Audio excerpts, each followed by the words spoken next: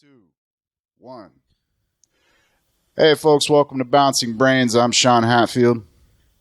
And I'm Freddy G. Forgot about it for a second, didn't you? No, I didn't. You fucked up you're supposed to do the date and all that other bullshit you did. You decided not to do it on this episode. November 8th, 2019. We are here with special guests, DJ Destany, Rockin' Rudy from, I'll read it straight off the page, 97.7 The City, RGV Rocks.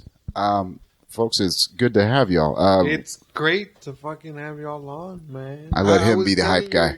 Your friend, homie, uncle, I don't know at this point what he is, that I actually wanted to have y'all on the first time it was me by myself the first time, right? Yeah. So the first time I wanted to have y'all on when you had your substitute person. Oh, I yeah, that keep was forgetting true. her name. I'm sorry. Laura? Is it Laura? Yeah, I think it was Linda. something. See, she doesn't I don't even know. remember because it was was like a one-time thing. That's what substitutes are, you know. It was Miss Substitute.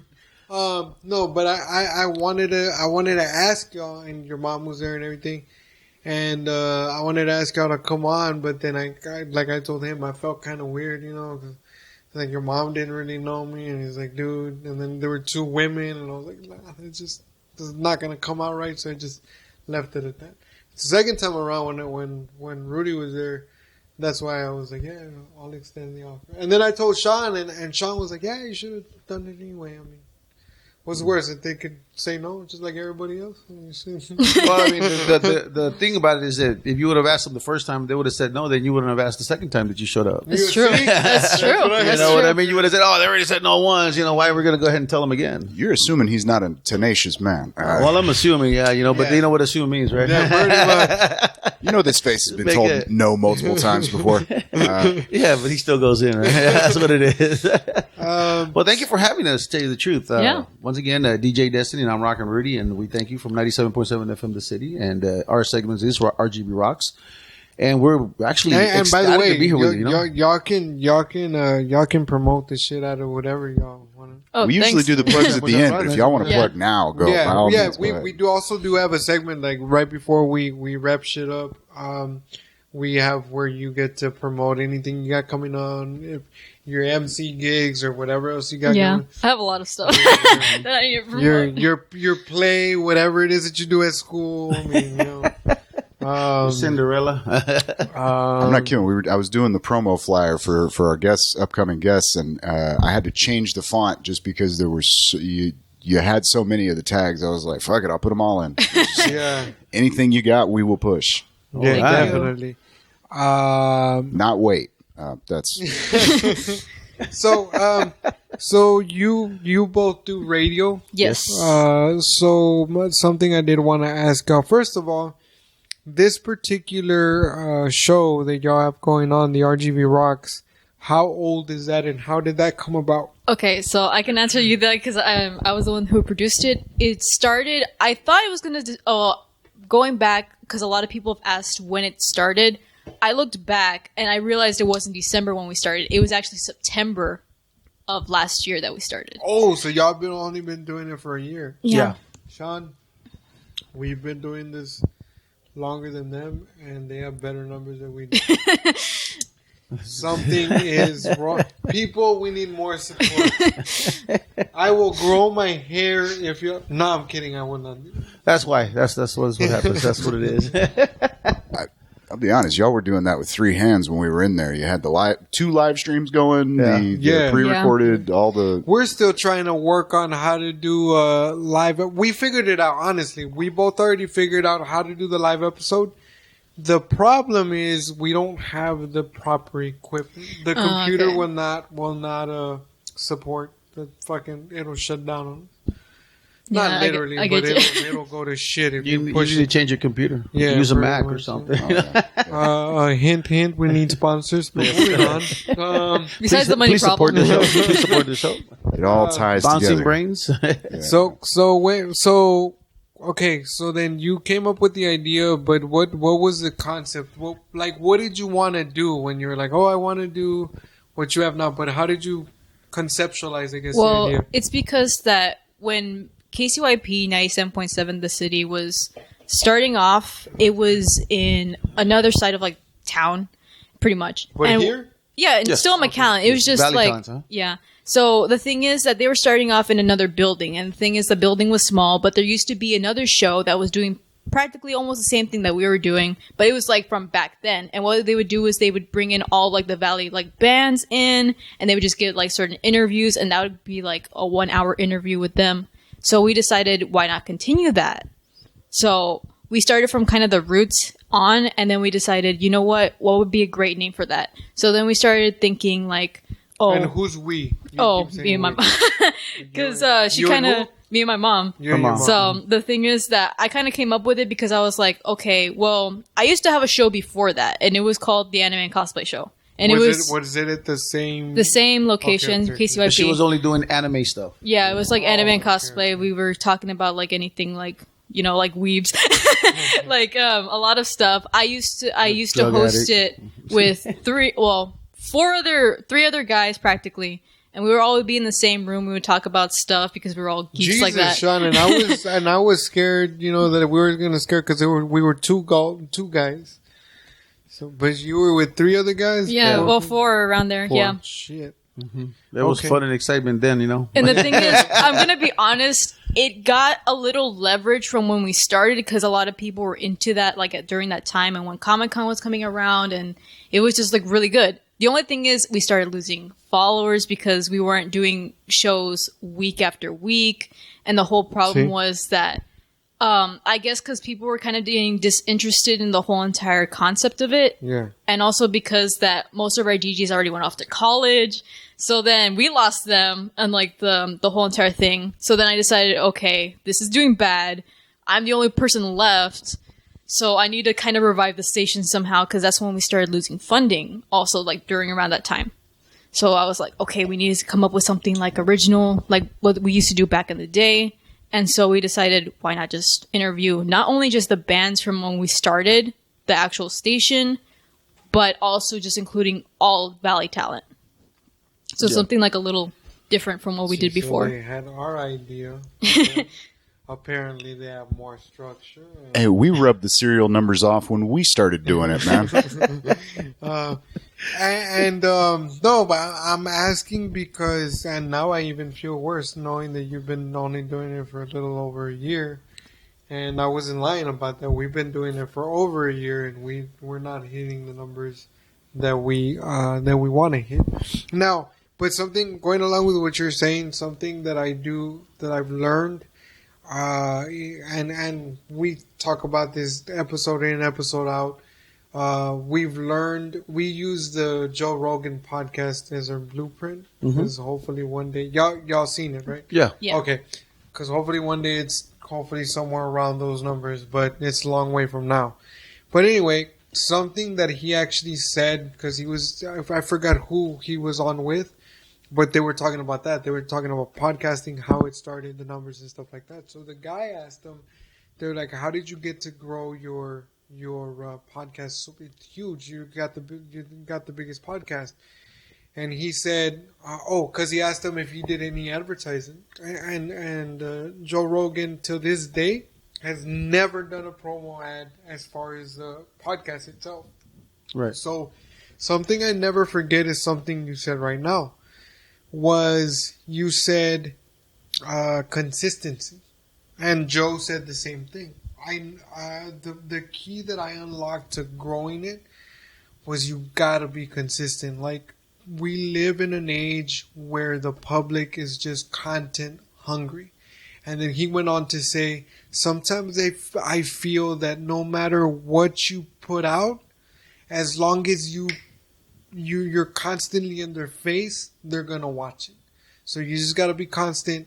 He's like, if you even disappear for 2 weeks in a row, by the time you come back, they might have already forgot your podcast, because there's so much other variety. Like with y'all, it's a little different because y'all are like legitimately a radio station. Yeah. Yeah. But like with podcasting, there's a million and one. So if you go away, fuck it, I'll just move on Change it to the somebody next, else, you know yeah. what I'm saying? So I mean, and me and Sean are very honest with each other. I mean, not like they really give a shit about us anyway. You know what I mean? So We've got a core 5 fans that are just Yeah. right, rock solid every we time. have 5 Like, fans that have been that have been watching. and they're not that us, fanatical. That's from the start, like from the jump. But Correct. I mean, other than that, we've lost some, we've won some, we've lost some again, and stuff like that. So anyway, my point is, being with he said you have to be consistent. If you get your audience used to releasing 3 episodes a week, you better stay with like 3 episodes a week, because then if Correct. you don't, they're gonna be like, where's the other one, so on and so forth. And then if you're not consistent, that's how you start losing them. So which leads me to like my next question was, in this year that y'all have been going on with this project, what is the biggest obstacle that you faced that maybe you still face today? Sponsorship. Yeah, sponsorship's the main thing. Yeah, Because I mean, that's everybody. we have seen Ray like backing us up, because I mean it's like my dad and stuff. But Yeah, whenever you're time, lucky. yeah, whenever We're we not all have, born with a golden spoon in our mouth, but, you know. I told my dad that. I was like, Dad, I need you to sponsor me. I'm your only son, dude. Uh-huh. Like, sponsor me. Tráeme a Ramon Ayala and maybe, you know what I'm saying, put him on there. No, Like, I man, don't no. know, but Unfortunately, I do. yeah. No, but I honestly tell you the truth. Ever since I joined in with the club, of course, with 97.7 FM, the city of Destiny and her mom, they asked me to join in. As a matter of fact, it was last year, and I've been with them ever since then. We've been blessed, and you know we're thankful for that. You know, and yeah, the sponsorship is exactly what we need the most. You know, it helps keep us going. We don't get paid for what we do because we love what we do. It's not a job for us; it's a passion. Yeah. You know, some people still find it hard to believe, because I don't know about you, Sean, but I've been personally asked before from people that know me personally. They're like, "Dude, and you do this every Monday?" And I was like, "Yeah." And you're like, "And you do it for free?" And I was like, "Yeah." Yeah, And that's they the were thing. like, "Why?" I was like, "Dude, because I love to talk shit. I mean, even if it's one person, I was like, I really want to work in radio, but radio doesn't want me." hey, but you got the face for radio. I don't understand why. You know, I've had that question too. People have asked me, you know, because you know, so when we do it live, you know, Facebook Live, and then we do it at the RGB Rocks Live, you know, and I know we're doing it live right now too, right? So no, this is pre-recorded. It's pre-recorded. Oh, So if we don't like anything, we'll cut that shit out. well, anyways, like, my face ugly. yeah. Nah. Get my Photoshop good it. side. Get my good side. You know, change it around. No, yeah, but they've asked me, you know, like, says like, hey, well, how much do you get paid for doing that? And I go, I don't get paid at all. This is something that I do because it's my passion. Is what I like doing. You know, So yes, we still got regular day jobs. Yes. I gotta Yeah. be up at 5 a.m. every fucking day. I mean, I work on Sundays. So. Yeah. Yeah. Well, actually, no, fuck that. I don't do shit on Sunday. no. Destiny works on Sundays. I work whenever I can. You want your yard cut? Yeah, call Destiny. She'll get your yard on Sundays. So yeah, sponsorship for us is the same. We only have one sponsor. You don't count. Yeah, exactly. You can't say you know, because you don't count. You know, Yeah, no, I'm fucking with you. We do have one sponsor. We actually just landed another one. Cool. We're meeting again next week to finalize, you know, whatever. Now, given these two sponsors, they're not going to supply money at the moment, but they are going to supply something that we very much need to grow, which one is equipment. One is going to No supply emotional support. Emotional. One is support. going to supply a bigger. I'm with you, buddy. I'm with you. All right. Warm hugs and cookies whenever we want them. It's Hugs and cookies. A bigger audience, and the other one is going to supply studio space. Ah, okay. Yeah. Because Well, you got a lot of space here. that's where I was going. You know, like we've been doing this for over a year out of my house. I really don't. Okay, I'll be honest. I really wouldn't have a problem if it was just me. I mean, I live here by myself, but I have a kid, and my kid comes in here. So it does feel kind of weird to kind of have random people come to your house. You know what I'm saying? Like I've always told Sean, like, I know him, but I don't know. Right, right. So You don't know if you're gonna have a party. They're gonna take one of your CDs or something, right? Yeah. I know Well, what you mean. just showed how old you are, sir. So. You know, hey, I I'm not still gonna listen lie. to I'm not gonna CDs, lie. man. I'm not gonna lie, you know. I'm not gonna I lie. still got I'm not tapes gonna lie. too, Yeah, so- me Dude, too. same- Hey, I got actually- real to real, buddy. Real to real. You know what I mean? That's how old I am. The one that always confused me, I had a Hollywood video rental disappear, and it was just some weird little movie from the 80s. I was like, why that Blockbuster one? Video I was just like, I want Blockbuster don't even something. run there. Yeah. You So- remember HEB the before the Hollywood? Yeah, I had. Yeah. Forget that. You know. No, but so it does feel weird, a little weird, having a lot of people just come. Thank God, knock on wood, I've never had a bad experience. But still, it's just, and I just worry about my kid, because at any given time, I could have my kid here, and you don't know who's crazy or who's off or whatever, and Yeah. somebody might randomly just show up and be, you know what I'm saying? So, don't get me wrong, I'm gonna defend my kid at all costs, but still, I don't ever want to put her in that position. So, I've been wanting to find space to where we can actually commercially take them, so we can record there. So, we're gonna meet again, and that's what they're gonna provide. We already got the major details out about as far as recording once a week. It'll be on Monday. They agreed to that.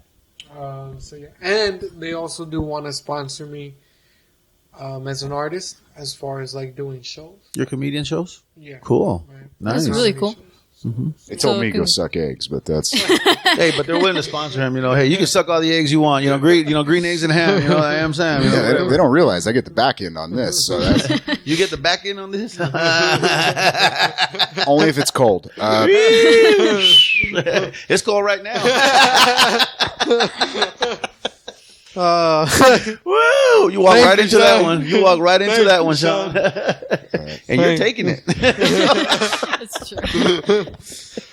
Oh, but I understand what you're saying, brother. I mean it. You know what? Yeah, most definitely. Once you get your own space, actually, you have your house. This is your domain. This is where you want to come, chill, relax. Take off your shoes and not have to worry about anything. Your kid comes, you have fun or whatever. No, for real. I Yeah. was about to get naked, and I was like, "Damn, we record today. Damn it, Sean!" Because we normally don't record on Friday. I want you It's to like know go something. commando, I got pretty much.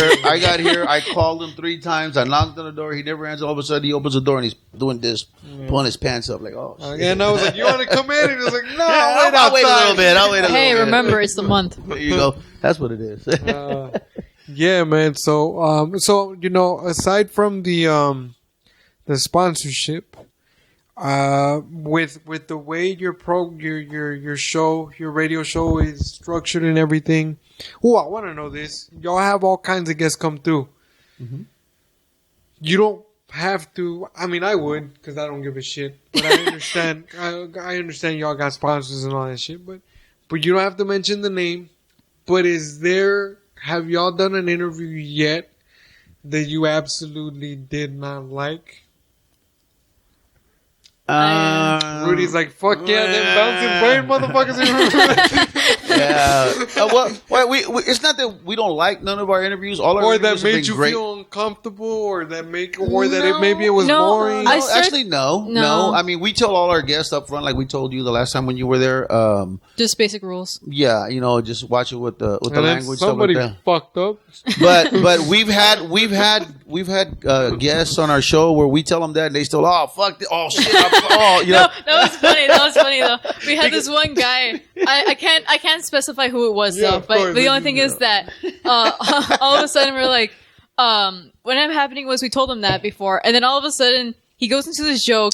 Then he's like, "Oh shit!" No, I oh said- fuck! And he goes, "Oh shit!" And then, oh fuck again! Like, oh wait a minute, hold on. Yeah, it was just really bad. And remember, We started our show is laughing. live, Yeah. so there ain't no editing there. You know what I mean? Yeah. And it's being live 2 ways on my Facebook page and RGB Rocks page. And it was It like was I looked funny. at the camera and I was like, Destiny was like, holy shit! And in my mind, I was like, this motherfucker, shit, and Destiny was like, did he just say that twice? We I actually, was trying not to laugh we, during we, that. act- We had to laugh. I also will not mention any names, but we did Sean was in the audience, Sean. but we did a like, "What are live you talking about?" taping for a comedy show that was supposed to go on network TV. He's already flashbacks. So and the release form. The comics laugh at the wrong things. That's the release I just form. fucked everything up. Huh? I can tell. Okay. The release form, like, specifically said, no cussing. You know, the fucks, the shits, the faggots, or whatever. None of that shit. Basically, none of the Fs. Right. Anything else is kind of like, yeah, it's all right. But none of the Fs, none of that. You can't say shit or anything like that. You son of a bitch. You can say bastard. Exactly, you know, asshole. Everybody signed that form like a week in advance or whatever. We sent it in and had to be approved, whatever. We get there, everybody did great. Like, you know, our material was very clean, which my material was very hard to do that. Mm-hmm. Dude, I couldn't do any of my closers, so I had to completely rewrite another closer to end my segment. Okay. Which I pulled it off, whatever. This one particular person goes up, and he was the dude right before the closer, the guy that was going to close out the show. Okay. He was the guy right before him. So he goes up, and he goes into his first joke, and that's fine. And then he goes into the second joke. And we were like, well, at least me, I'll speak for myself, because I know his set. So, and I was like, oh, fuck. In my head, I was like, oh, fuck. I was like, I know he can't say the next part of it. So, but I'm thinking like me, that he improvised it. And then he was like, no, and then I was with this bitch, and I was like, fuck. And then we were the cameras were rolling, and we were all looking at each other. So, it gets worse. Like, we thought, well, maybe he caught himself as like, oh, you can't say fuck or whatever. No, this guy continued. He was like, yeah, and then I was fucking over there, and you don't fucking understand. That's exactly. We were like, so then the producer, he literally got up and he started flashing the light, like, get the fuck off the stage. You know? This dude. Oh, and by the way, you could only do 5 minutes. Okay. Oh, it was a 5-minute set. That means that your ass got to be out by 4:59. You understand? This dude was well into like 8 minutes. Oh, he took somebody else's time. Your time. Basically, you know what I mean? So then he literally, like, the producer was at this point was waving the light, like, pull up the hook and get him off the stage. Yeah. Uh-huh. So and then because some comics drove all the way down from Laredo. Okay. So they looked at us, and then one of them, Steve Sosa. Shout out to Steve Sosa. Oh, well, apparently it wasn't him. If not, I wouldn't say anything. I thought you said we can't mention no names, and you just threw out Steve Sosa under the bus. No, Sosa, sorry about that. He looks at me and he's like, did this motherfucker not read the release form? So you assume he gave a shit. Yeah. So he signed it, but he didn't know what the fuck he was signing. Yeah. He just signed his life away pretty much. Exactly. So finally, after the producer actually had to go damn near the stage to be like, and he like waved them off, and he finally got off. He was like, but he finished. He was like, good night. And he like got off stage or whatever, and I could just see the producer coming back, and when he was coming back, he walked by me, and I literally heard him. He was like, "Fuck this fucking kid, son of a bitch," and I was like, "Bro, I think he's pretty mad, bro." And then he turns around and he was like, "Hey, we still getting paid, right?" And I was like, "We getting paid?" I was like, you getting paid? And then he's like, "Oh, I'm not supposed to say that." I was like, "Bro, nobody told me anything." So anyway. So you signed the form, and the form probably said you're not getting paid. So yeah, man, you have those, like, those certain situations. By the way, to this day, I still don't know how that recording turned out. The only thing I remember was that it was supposed to be released at the beginning of this month in November. Oh, no. Like the actual taping was going to be released. I have not watched it.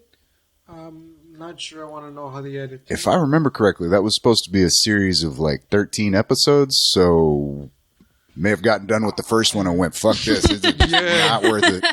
Yeah, they were going to shoot in like boy. 4 different locations, I think. San Antonio was another one. Corpus was another one. Yeah, they might have been like, oh, fuck them people at the RGB. They don't know how to read. Well, they don't know how to read. They just don't follow the rules. They don't have to read it. They just don't follow the rules. We're Texans, man. Who follows the rules? Anyway? RGV, that's what it's called. No, as far as like the legal loopholes of like working in radio and shit, what is the most difficult thing y'all have had to deal with, other than the fucks of shit, getting somebody not to fucking like talk that way? Right? I think mainly like, we have like certain things that we can promote, but it's like as far as money goes, or like anything that goes into like money promotion. Let's just say that somebody's like promoting some other merch or whatever, and then all of a sudden they say like, oh, $20. That's like a restriction that we're not supposed to say.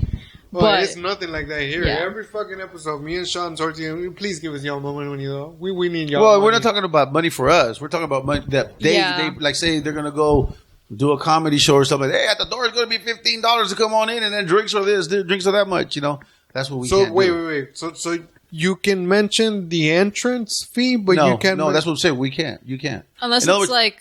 You can mention, hey, I'm going to be, let's just say, for example, I'm going to be at downtown Lasina Ray. Come on over, check me out on Sunday or whatever like that. But you can't say they're going to charge you $15 to come in. And y'all are that's what that's what I asked, and you said I couldn't do that. Exactly, and you didn't. No, hold on. No, you touch a good point. This is why I'm asking. I just got booked for a charity event. Cool. And it's for free. That's a charity. Well, it's for free for them. There you go. But you're still getting paid? Yeah. Oh, okay. Yeah. We understood. But this is what, and I'll ask you on camera. I don't give a fuck if y'all tell me no or not. No. I don't care. Yeah. But since I just got booked for it, I was actually going to reach out to you, and I was wondering if I could actually come on so I can promote the actual charity event. But since you're saying that, you can promote the charity part because it's charity. As long as it's for the community, it's fine. Yeah. But as long as it's charity, it's for the community. Not something that you're going to do to try to get money.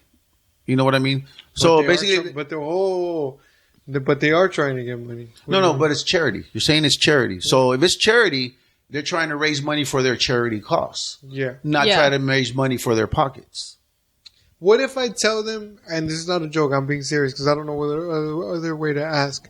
What if I tell them, you don't have to pay anything at the door, but just bring a toy, because that's what it's for. It's March of Dimes, fundraiser, stuff like that. You know, toy for tots. Yeah, you can do that, of course. Because I spoke to the people today that are putting it together, because I already got hired.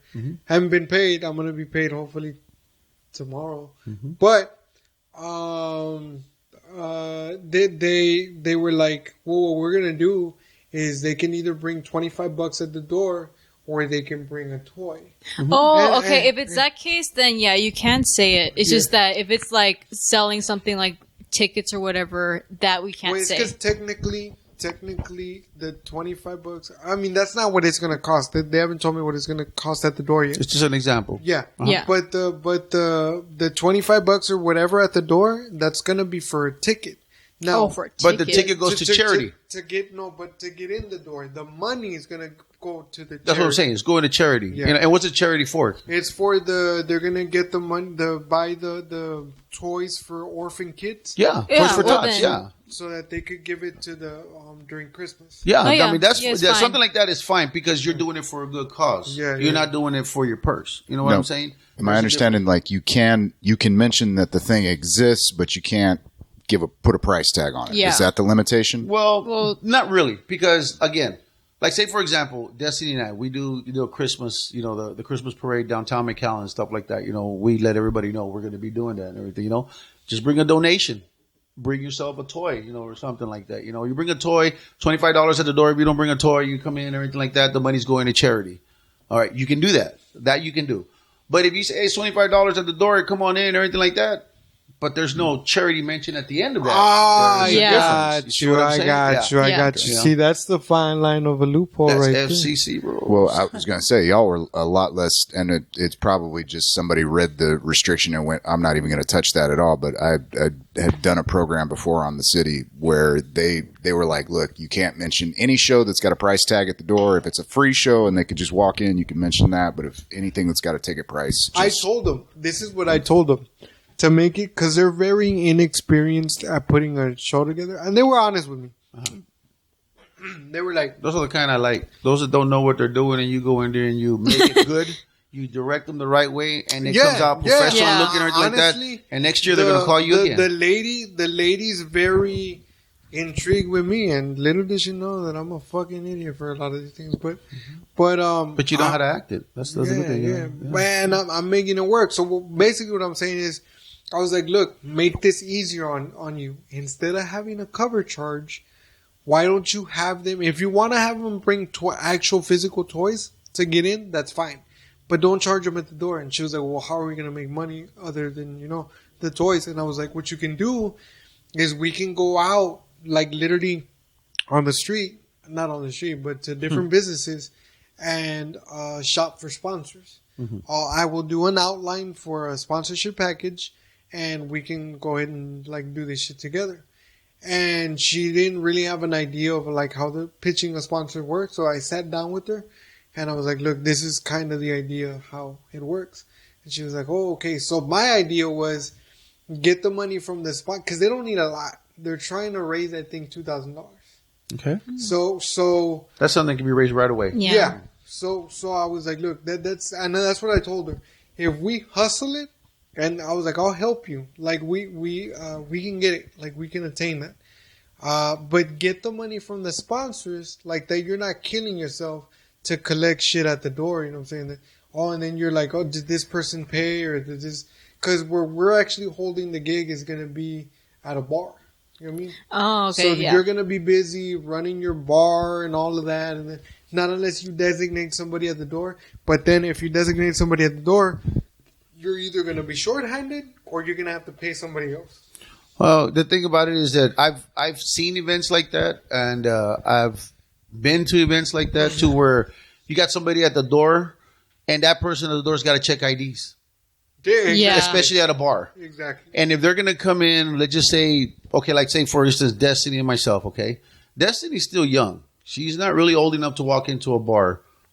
Pretty much. I mean, she's old enough to walk into the bar. They're going to put an X on her. Yeah. You know what I mean? But if you don't have somebody at the door and say, hey, you know what? It's me and Destiny. We're going in. $25. Okay, here's $50. So we walk in or anything like that. And then all of a sudden, Destiny starts doing Long Island teas or, whatever, right? I can totally picture that. Yeah, you know what I mean? So, you know what I'm saying? Yeah. The person at the bar has also got to be qualified to know when and not when to ask. But you've always got to ask everybody walking in the door for an ID. Yeah. Now, the person at the bar, at the door, is that person going to get paid for doing what she's doing? That's what I'm telling Yeah. you. I was like, more than likely, you're gonna have to pay that person. Yeah. That's another expense. Yeah. That It's you not don't in the need budget. to fucking do. You know what I'm Yeah. saying? So what I suggest you do is let's get. I really believe that with 3 sponsors, you should be sufficient to. And I was like, the upper hand, the advantage that you have that I don't, is the fact that y'all are an actual business. So as a business, you can offer more benefit. I feel you can offer more benefits to whoever you're shopping to, as opposed to me. I'm just a fucking comedian, and all I really got is, bro, I'll tell you a joke if you give me money. Basically, that's what it is. You know what I'm saying? Because if my name is not yet a brand, like, ain't nobody gonna give a shit about me. You know what I'm saying? They're, oh, Freddy G's come. Who the fuck is Freddy G, and why am I gonna watch him? You know what I mean? That's really what they're gonna say. So that's the other thing. That's the other thing that I had to kind of sort of like school them on, because they were so enticed on putting my name on the flyer, which is fine. Like, I want my name on the flyer, but they wanted to sell the show as me headlining, which is also fine. But I told them, you have to understand that I am not I'm a very realistic person, and I am not a big draw. You know what I'm saying? Like, I'm not a big draw yet. Like, I'm not a Raymond Horta. I'm not a George Lopez. I'm not. You know what I'm saying? So, if you sell the show as me, like, you're not going to get a big draw. And so I told them, you have to sell the show as a comedy show. You're coming to watch a comedy show. Comedy. You have to throw comedy in their face. Also, lyrics. Explicit lyrics. Because your comedy show is dirty. Explicit. You're going to go and go, hey, no, it's because you said We came lyrics. for the children.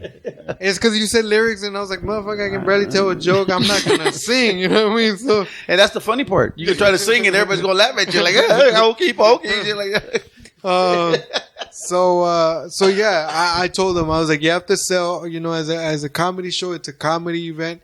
And I promise you that you're going to get more people intrigued that way.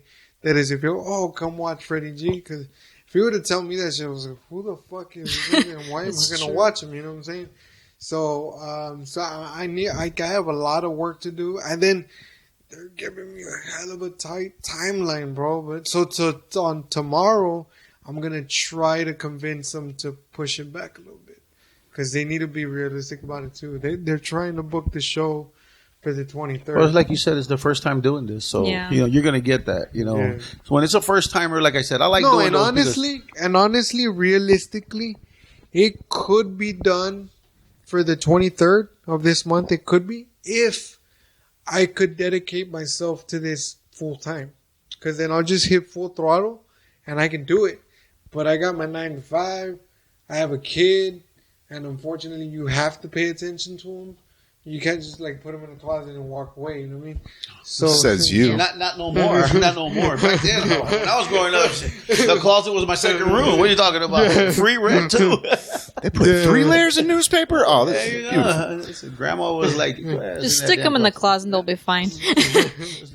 So I can't dedicate myself to it full time. So I know it's not a realistic. So to tomorrow, hopefully, when's this coming out? He doesn't even This know. comes out on the 5th. Oh, shit. No, this comes out on the 29th. Okay, good. Yeah. So by then, it'll be over. So, yeah, then I don't have to worry. I was like, hopefully they're not watching this, but The show went great. It was the bomb. yeah, no, but Prove him wrong. But I'm gonna try to convince them to push it back because it's for Christmas. So I'm thinking of pushing it back. Christmas in November. Okay. No. What is it, 29th of November? That's what it said. The 23rd. Of November. Yeah. Okay. That's still Christmas in November. Yeah. That's not, Wait, when's Thanksgiving? Thanksgiving's on the 28th. Oh, 28th. Man, So I don't what even I'm- know when my Thanksgiving is. What I'm gonna try to convince him to do is I'm gonna convince him to try to push it down to the 6th of December. So at least we have a month. I think in a month we can get shit together. Well, then it sounds more realistic too because Christmas is in December, not November. So But, So I want I mean, unless you're using that as some sort of marketing gimmick. It's like, hey, Christmas in November. that's the different story. But hey, good luck on that one. You know what I mean? It's their first time doing it, and they want to put you as the headliner. Well, of course, more power to them, and you too, of course. I mean, which I know you can pull it off because that's what you used to. You used to stand up in front of people and just fucking shit up. But my biggest what was that famous Chappelle line? Even if I bomb, what did Chappelle say? I still get paid. Yeah, he was. But Chappelle said, "Hey, motherfucker, I get paid. I'm like Evel Knievel. I get paid for the attempt." Yeah. But you got to also realize this: be sure you get paid first.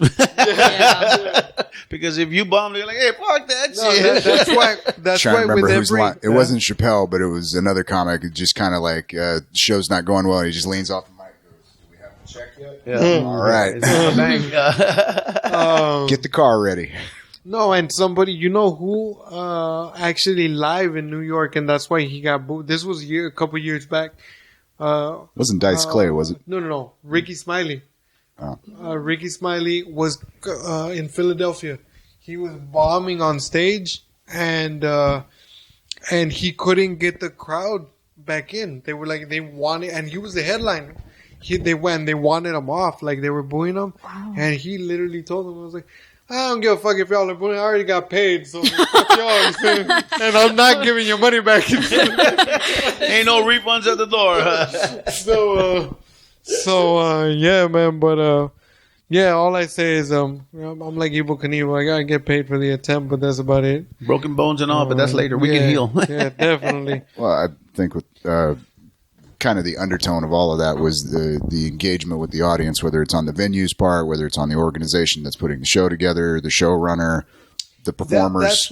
That's another reason as into why I told them. I was like, that's why it's very important to sell it and market it as a comedy show. Because then you kind of take the attention from the audience of like, hey, it's comedy, like, I'm going to go have a good time and shit like that. So they're not focusing on like, oh, it's Freddy for the people that don't know who the fuck I am. And it's even cool, like, for the people that have never watched me live and that they don't know Who you are? the situation. Mm-hmm. As soon as I pull up on the stage, it's like, the fuck is wrong with him, you know? So that works to my advantage, you know what I mean? So This guy went up the stairs. Somebody get him off. That's not Freddy. It's like, are you sure he's not drunk? That's and that's why sometimes when I expect kind of a newer crowd that I kind of know that they haven't seen me before, that's how I use one of my opening jokes, which I say, I know a lot of you were told that you were coming to a comedy show and y'all, that's what y'all expected. And some of y'all that never seen me before, they told me it was a comedy show, not the Make-A-Wish Foundation. You know what I mean? So, yeah, because Is he who the charity events for? Is that- The telethon, is that today already? Let me send that check. Jerry comes out in a suit. These poor kids. And Jerry's dead. So that's kind of scary there. Now that's how you promote a show. There you go. We will wheel this corpse on the stage. Oh, yeah. now a question more so to you, because I'm gonna get to the same question with you, but like on a different aspect of it. Oh, okay. Because you've been doing this shit since Jesus was around, so. But I can't hear you, brother. I can't. So, with you, like, you're fairly young. I'm not going to mention your age because I'm not going to go down that route, but you're fairly young. Yes. She's not fairly young. She's very young. Yeah. I mean, I just barely turned like.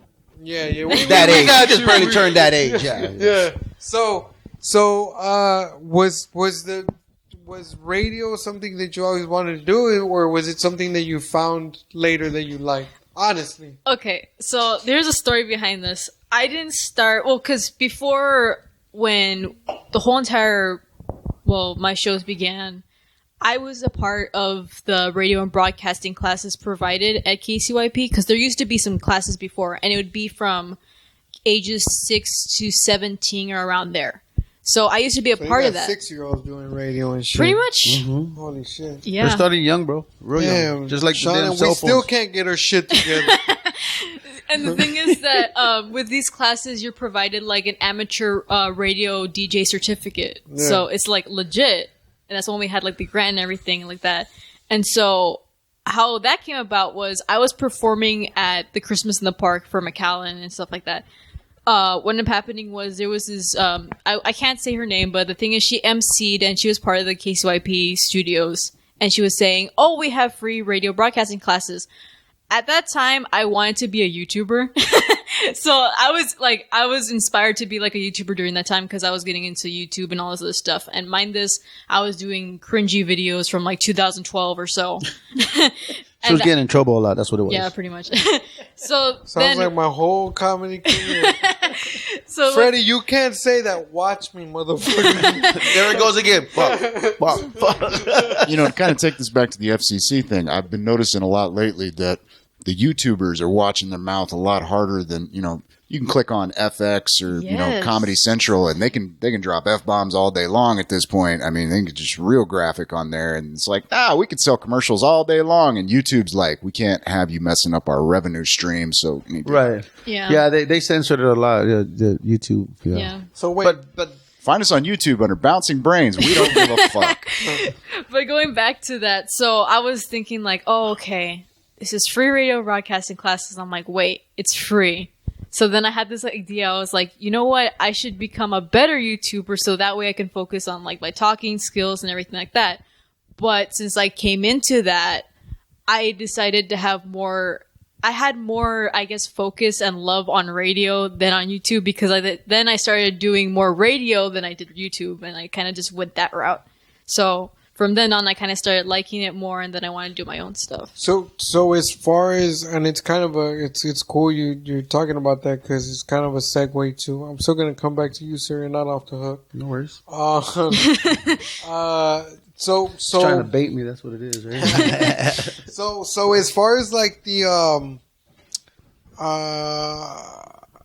like do you know? I mean, aside from the radio and the YouTube and all of that, do you have an idea or do you already know what it is you want to do? I mean, as far as your career, and does your career have anything to do with this at all? Yeah, pretty much. Because I was it was like a hectic long time. But the thing is, for years I've been debating what I wanted to do in life, and I was like, well, maybe I should do this, maybe I should do that. And before I wanted to go into like engineering and stuff. I mean, yeah, I'm interested in it, but it's not like my route. Engineering, as far as like electrical engineering. Oh no, like architectural. So it's like because I also draw and stuff like that. Fucking head. She wants to be an artist, but a drawing artist. I mean, Destiny, she can play the shit out of a guitar. Let me tell you that. You know, she knows how to play. This is the girl version of a young Van Halen, Eddie Van Halen. You know what I mean? Nice. And yeah, she plays some pretty good. Compliment. Yeah, she plays real good. On her 16th birthday. Oh my gosh! All right, her 16th birthday. We're already going back to that. I got up on stage. I was the MC for her birthday, and I rocked the shit out of it. Of course, that's what I always do and everything.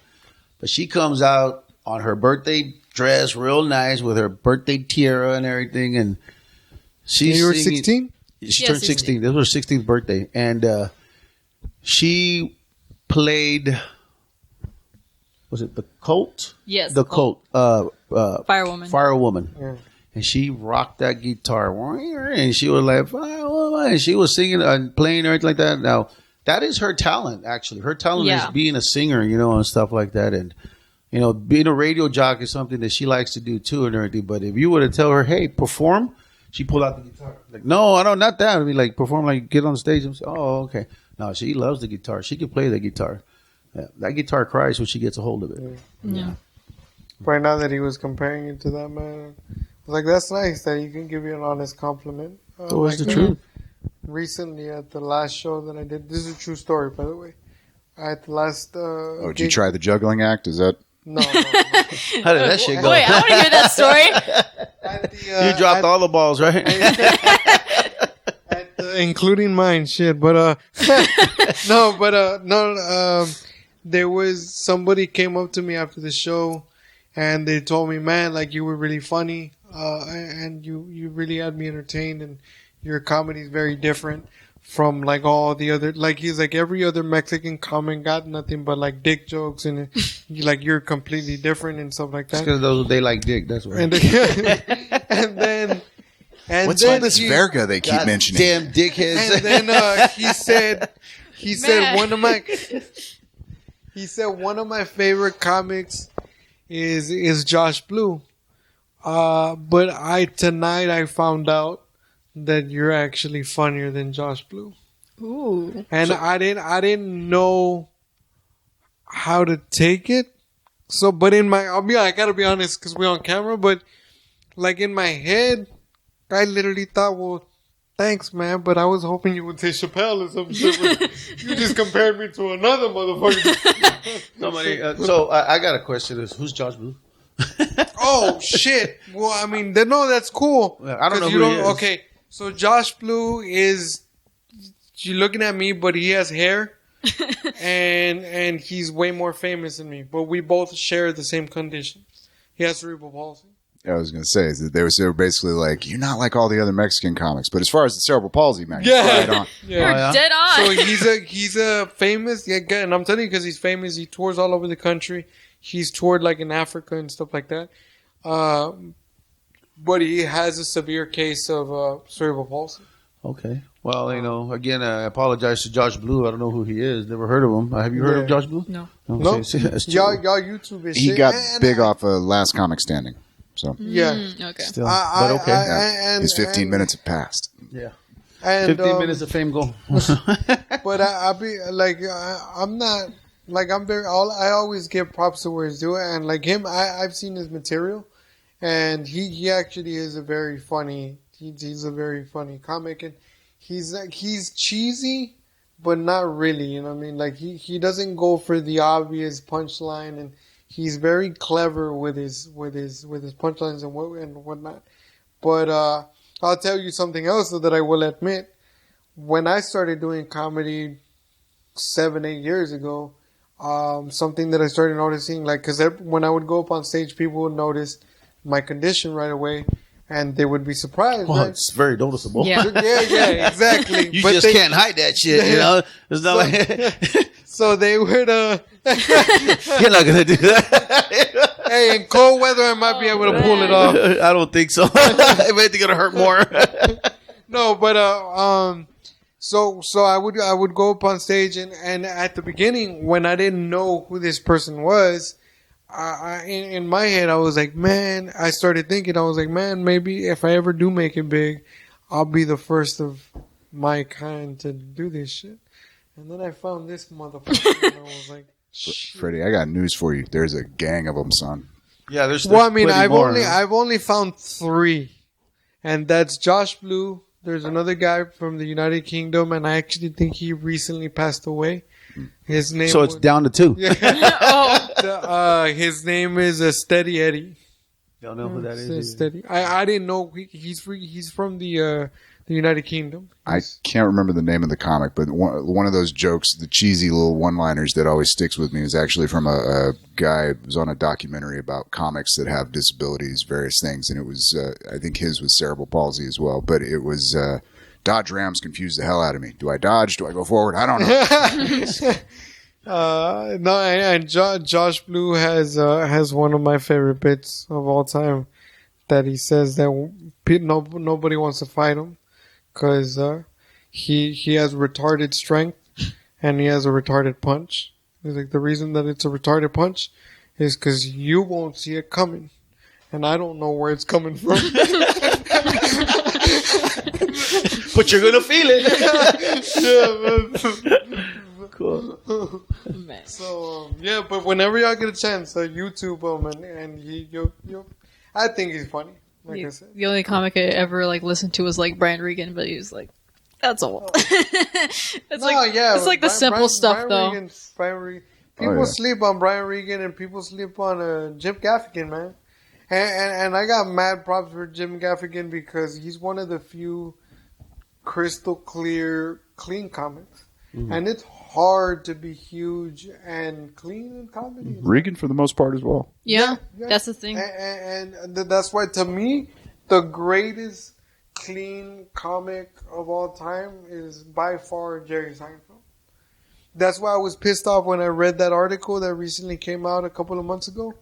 Some stupid lady went to Coconuts in Miami. It's a famous comedy club. And she said that she went to a Jerry Seinfeld show, and she said that she was offended by Jerry Seinfeld. What? I was like, what the fuck did he say that offended you? You know what I mean? He probably How? She got offended because he wasn't bringing down the girls or something like that. I think I read that one too. Yeah, we talked about. Yeah. It was in the Post. I saw it in the Wall Street Journal. So it's like she was offended because but I don't remember. I don't remember if she was offended because of something he had said. She was offended because he was not lyrically explicit. Oh, well, I mean, because how do you not know that she wanted to go to a comedy show and hear, oh fuck, I bent over the bitch and slapped her in the ass. Excuse my French, but still, anyways, stuff like that, So, she was. You can't invite her please to my everybody. show. That's what I was thinking, but yeah, If Jerry offends you, you got problems with well, life. of course. I mean, it's like Ray Romano. Come on, give me a break. It's just the only funny thing. Ray Romano has a big ass nose. That's about it. Like it's, and then the other thing that I get that bothers me, and I'm pretty sure it bothers him too, but it bothers me a lot, is when they say that Jerry's not funny. And I just think it's very disrespectful. Yeah, he's not funny, but yet he had a show that was on for 10 seasons. Exactly. Yeah. 10 years. And people don't. Larry David's hilarious. Yeah. Seinfeld, not so much. But see, it's crazy because people. I always throw this in people's face. if you really pay attention to the premise of that whole show, all 10 seasons, it's a comedy show about nothing.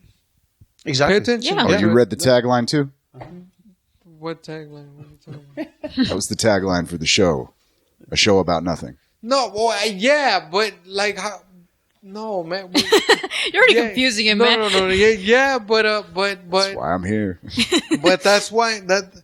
But they really mean that. It's really. Listen to the premises of the episodes, and it's a really simple setup, punchline. You laugh here, but it's very clean. There is no even the content of the comedy is very clean. There's no really double meaning messages like that 70s show. Dude, that's amazing. Man. Yeah, that's amazing. They got I all love that. kinds of. I remember the first time I watched the 70s show, and I was like, "Did he really just say that?" Yeah. That 70s show was good. I like that. That is Like, amazing. My favorite line from there is every time that Fez would get pissed off, "You son of a bitch." Yes. I said good day. I said good day. My favorite. No, I like that one episode where they're just singing the Canadian national anthem because they sneaked in Canadian beer from like the other side. Yeah, yeah. That's my favorite episode. That's like hilarious. Yeah.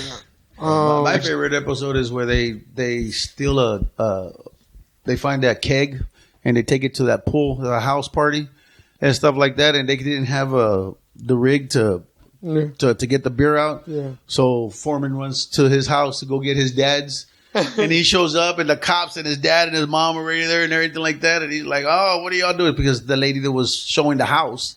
Because it was an abandoned house. Well, not abandoned, but it was a show, like a open house type of thing. Yeah. And they were in the back. And that was cool, you know. Actually, funny enough about Seinfeld, I actually came across a really good interpretation a while back. A guy was comparing it to the, I think it's the Zohar, or maybe it's the Talmud, but one of the Jewish holy books. There's a whole section where it's kind of like Proverbs, where it's just dialogues. Like, it's not like this is the right thing. It's literally rabbis arguing about different topics. And he was taking like episodes from Seinfeld and going, this is what they're not talking about anything specific, but the various, say the intricacies of life, you know, who is right in this situation, who is wrong type of thing. That's like, wow, you have watched Seinfeld way too much, sir. Yeah. For a while there, back when it was the rights were bought by, I don't remember if it was NBC or ABC. I was still living in California. Seinfeld was my bedtime story. Yeah, I would watch it right before going to sleep, and that's how I memorized a lot of the taglines and stuff. And it was one of the first shows that I really enjoyed, and it was clean. It's a clean show. mine was Night Court. People sleep on Night Court. That was great. I'd watch it just to fall asleep. I mean, it was a good show. Don't get me wrong; it was real good. They were funny, but I couldn't tell you a single description of any of the episodes, but the characters were just so enjoyable. my favorite one was Bull. Fuck yeah. It's refreshing to have a younger generation here. What are you watching today? As far as sitcoms, No, say YouTube. I literally don't know. No, because it kind of varies. Because I go back to like the stuff I used to watch when I was a kid, and that's like Well, way it wasn't different. that long ago. It's not Barney, okay? No, I used to watch like when I was little. I used to watch Hanging South with Mr. Park. Cooper? Let's see. I used to watch Married with Children. Let's see. A few kind of years ago, I think. That's so Raven. I mean, it was good, but it was like, I didn't like it. She was cute, but I don't know. Oh, she's cute now. My bad. Hold on. Let's see. I'm trying to She think. ain't into your type. Don't worry. No, I Unfortunately. watch Frasier now. That's a good show. It's like about No, I know. It's a slow Frasier, burn. But I was about Yeah. to say, I can't- Cheers. Cheers. Cheers. I love Cheers. Yeah. Cheers. was good. Cheers was a good. I don't one. really. I get there's a hype between like Friends and stuff like that because they're taking No, off I don't Netflix, but like- it's like I don't yeah. like Friends. I don't like Friends either. Y'all sleep on the Jeffersons?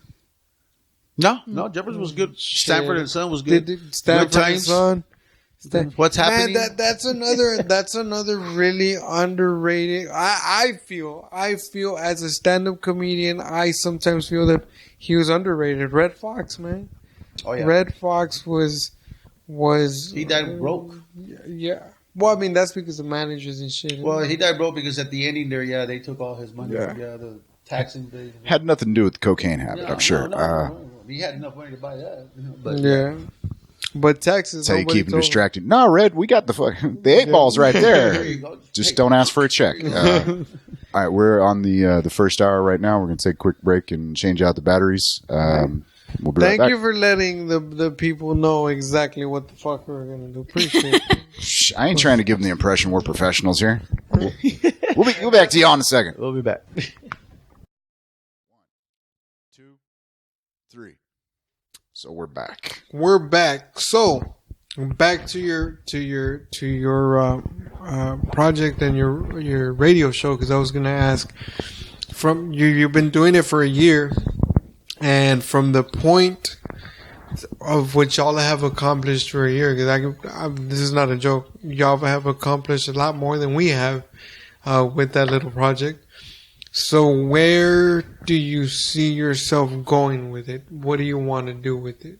Just Like, I guess I'm pretty sure it's a lot, but give us like a general idea of what you're trying to do. well, I kind of want to bring it to the point where not everybody just like associates with it, just saying like, oh, we know what this is. But I want to bring it to a point where we can at least like have other celebrities. Let's just say like I want to have Mario down also for like RGB Rocks. I know he hasn't like contacted me, but I mean like Well, he hasn't been. Yeah. Mario, what are the Salazar, yeah. Oh, I can get a hold of him. I've gotten a hold of him and I sent him your information and everything. But he hasn't been in town. He just got back a couple of weeks ago. He was here and Sunday. He's about He was here this past Yeah. Sunday Yeah. for the Texas Wrestling League. Yeah, he's about to take off again. Actually, I think he already took off today. yeah. So yeah, he's been in and out, but I did give him your information and everything, and I guess he just hasn't gotten around. I actually wanted to get him on one of shows that I was gonna do. Yeah, but I couldn't get him either. So Yeah. it's kind of hard. There's people that I'm still. It's been a year. And I'm still trying to get them in here, and I can't, just because, and not because they won't do it. I know they will. It's just that they're real busy. Yeah, Real that's busy, the whole so- thing. It's just like you have to schedule it right, you have to time it right, and all this other stuff. But another thing is that I want to do is like bring more bands to like the studio and actually interview them, because I know we've had like some in the past, but most of them I've realized are from like Brownsville, and they always come in from here. And then I've noticed that there's not really many bands around like Edinburgh, McAllen area that we want to get like that focused on. And so I want to focus more on just like within McAllen, Edinburgh, Mission area or something like that. Local bands. Yeah. Yeah. So basically, I mean, there are bands out there and everything like that, but they just like you said, they're busy. They don't get the time, Yeah. especially on we do our shows on Thursdays. Like my next goal, kind of like you have the goals, you want to get Mario on there. And if it makes you feel any better, I haven't been able to get Mario in here. And I tour with this motherfucker, you know what I'm saying? And I haven't That's been probably able- why you're not able to get them. Yeah. I see your ass out on the road. Yeah, Exactly. So, Be honest, Hey, I I offered him managed a- to get him on one podcast, and I basically tricked him. I waited till he was at the bar, and I was like, Mario, we're recording right now. You want to come? He was like, fine, I'm not busy. And that was... yeah, like I've been trying to get him in here and I haven't been able to. Offer him a hamburger. He'll show up. He doesn't eat burgers anymore. so- Extra fries then. Lettuce might not work, but there are other green substances. Yeah. I mean, some's legal now, so it's like, Well, not here, unfortunately. yeah. But eventually, hopefully. But so yeah, that is kind of difficult. I told you, man. So back to to close off what I was telling you. I've been trying to get Mario in here. I do want to get him on here. I've toured with them and I've done plenty shows with them on the road or whatever. I just haven't been able to get him here. My next goal that I want to get Rock in here, man. But Dude, he's cool. he's though. I chased him. I chased him. Hold on, for like 3-4 months. Yeah. And that's because me and him were way back, more than 25 years, you know. And the thing is that I reached out to him. Not for a favor. It was more, I had a question that I knew that only he would know. Like, he would give me an honest and straight answer, and he you know, I don't want to discuss it on air, but I was like, you know what, he would know. Food for thought. And I thought, I was like, dude, I'm gonna reach out to him, and he's not even gonna answer me. And I reached out to him, and a day later, he did. I was like, hey, bro, what's up? And I was like, my first reply was like, holy shit, you remember me? He was like, yeah, bro, I remember you. And then we got to talking and everything. And James is actually, he's a real good guy. He's real down to earth, he is, and he's valley owned, valley grown, and everything. Yeah. And just like me and Destiny. We had him on the show, and it took me, like I said, almost 4 months to get him on the show, and I had to wait till he was done with a lot of touring that he was doing, Toys for Tots and everything like that. And it was a great actually show. It was actually in February, right? Or March. It was in March that we got him. And this March. Last year. Well, No, was it 2018 or 2019? No, it's 2018. Okay. yeah. Yeah, we got him in 2018 because it's already been a while. But he was there, and then he came on, and we had a lot of great stories and a lot of heart to heart, and It was a great he almost interview. even cried a couple of times. Yes, he almost even cried a couple of times on our show. I almost made him cry, to tell you the truth. Yeah. But yeah, Cool. but he's a real honest person. He's down to earth. And, Yeah. he tells you straight up about that's his why ex-drug I habits and wanna that's why I wanted to bring him on, because like I'm not an expert at any fucking thing, you know what I mean? But none of us are. We just stumble into it. Something that I've always, ever since I was young, I've always been good at is reading people. So I can always tell and feel when somebody's being like genuine, because I just get that vibe from that person. That's why me and him mesh so well, because I can tell you today, I've only known him for like 2 or 3 years, you know what I mean? But I know that he's one of the few people that will never give me any bullshit, about anything, and he's going to give it to me straight. And that's what I appreciate, because there's 90% of the population that exists now, they just tell you what you want to hear. Oh, yeah, man, you're funny. And then they walk off, this motherfucker. You know what I mean? So you get that a lot. Thought it was gonna be funnier. Yeah, exactly. So what was that joke about crossing the street? So with that being said, my good sir, now I want to pick your brain, because like I said before, you've been doing this shit since Jesus was around. So It's been a while, right, Destiny? It's been a while. Did you ever get him on the podcast? No.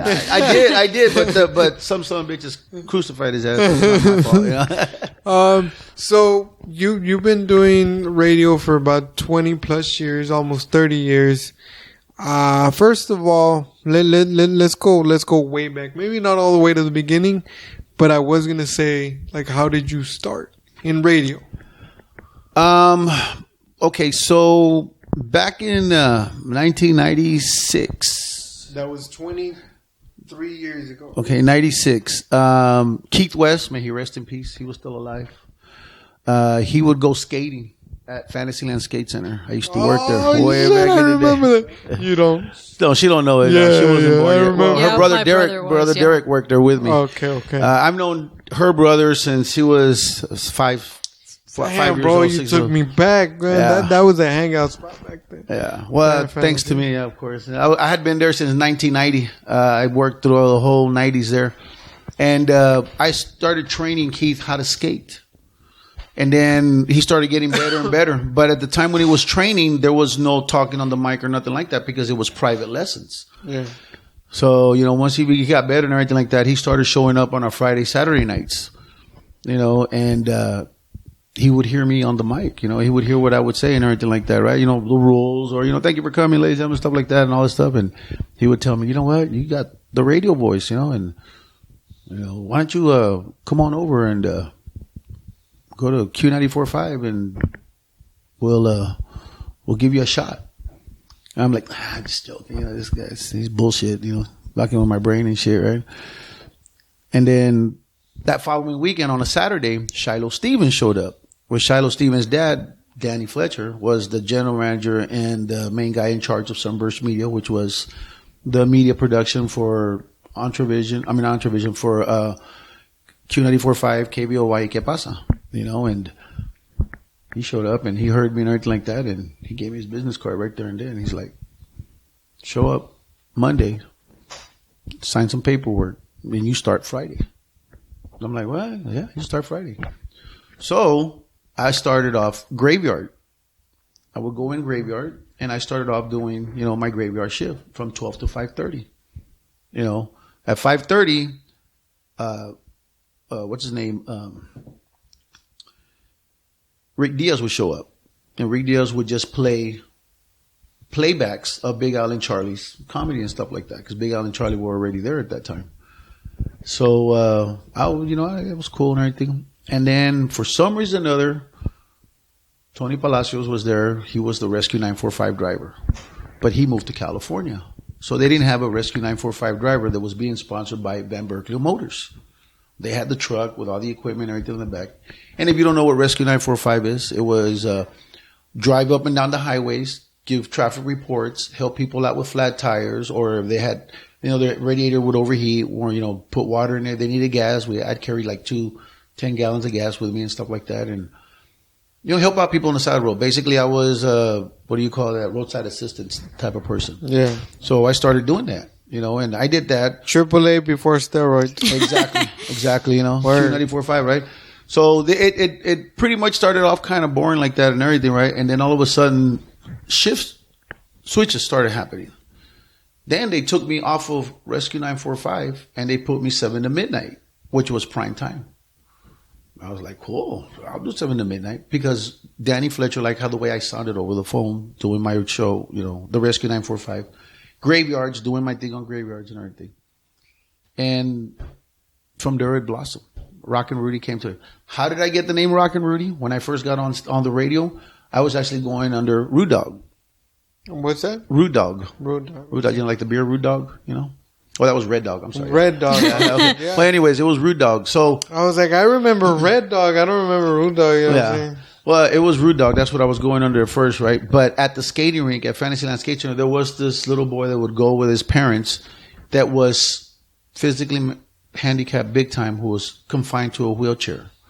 You know what I mean? And when I first did a Friday night on the radio show, he listened to it.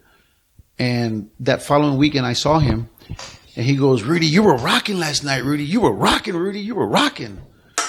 So it's See, motherfuckers, we are useful. Yes, you are. So it hit, you are rocking. You are rocking. So my ex-wife at the time, she's like, I like that name. I like that name better than Rude Dog, So I was like, okay. So instead of ROCKIN, and then, So you do the apostrophe.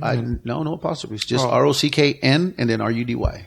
There's a space between the K and the R, the space. Yeah. And Rockin' Rudy was born. And I've been Rockin' Rudy ever since 1997 forward. Nice. And I'm still Rockin' Rudy today. I don't know. Did you ever want to do anything other than radio? That maybe didn't work out, or? I wanted to be a gigolo, Yeah, you see, that's exactly why it didn't work. Look, even Destiny's laughing and shit. We all have to have dreams. Yeah, hey, I dreamed. Yeah, and then I had to pinch myself and wake up and realize, it was a dream. Yeah, no. Honestly, I wanted to be a computer maintenance. Work on computers and stuff like that. But you wanted that? I had fat fingers and stuff like that, and I was getting shocked. So I was like, the hell with that shit. I didn't know what the hell to do. So yeah, no. But I've been DJing, playing music for people and everything like that since 1984. So I've always been an entertainer, if you will, center of attention, and I'm guessing that stemmed from you since you were a kid. Oh yeah. When I was a little baby, when I was growing up and stuff like that, I would always be the one that they would see dancing and singing, and I don't have a voice to sing or anything like that, but it sounded funny when you're cracking, stuff like that. They loved it, so. It's funny that you say that, and I'm asking if it was like since you was a kid, because one of my biggest regrets, now that I do comedy and stuff, I always knew that I wanted to do, I fell in love with comedy at 8, which is 8 years old. I first saw Richard Pryor, and I tell this to everybody. When I was 8, I didn't I just heard Richard with all the fucks and the fags, and I didn't know the jokes, but it's just the fucks and shit. It sounded funny, so that's what I was laughing at, you know what I mean? Later I grew, when I was 13 and 14 and 15, I get the joke now, and then it was funnier, you know what I'm saying? Yeah. But anyway, what I was going to say was, one regret that I have that kind of I reminisce, and now I was like, maybe, even as a baby, it's what I was supposed to do, because I never forget that my mom had this picture of me when I was 3. And because at 3 years old, for people that don't know, at 3 years old, I still didn't walk. You know what I'm saying? I didn't walk till I was 4. Mm-hmm. I mean, so, at 3 years old, there's a picture of me where I'm holding on to something. It looks like one of those big old sewing machines with the cover. Uh-huh.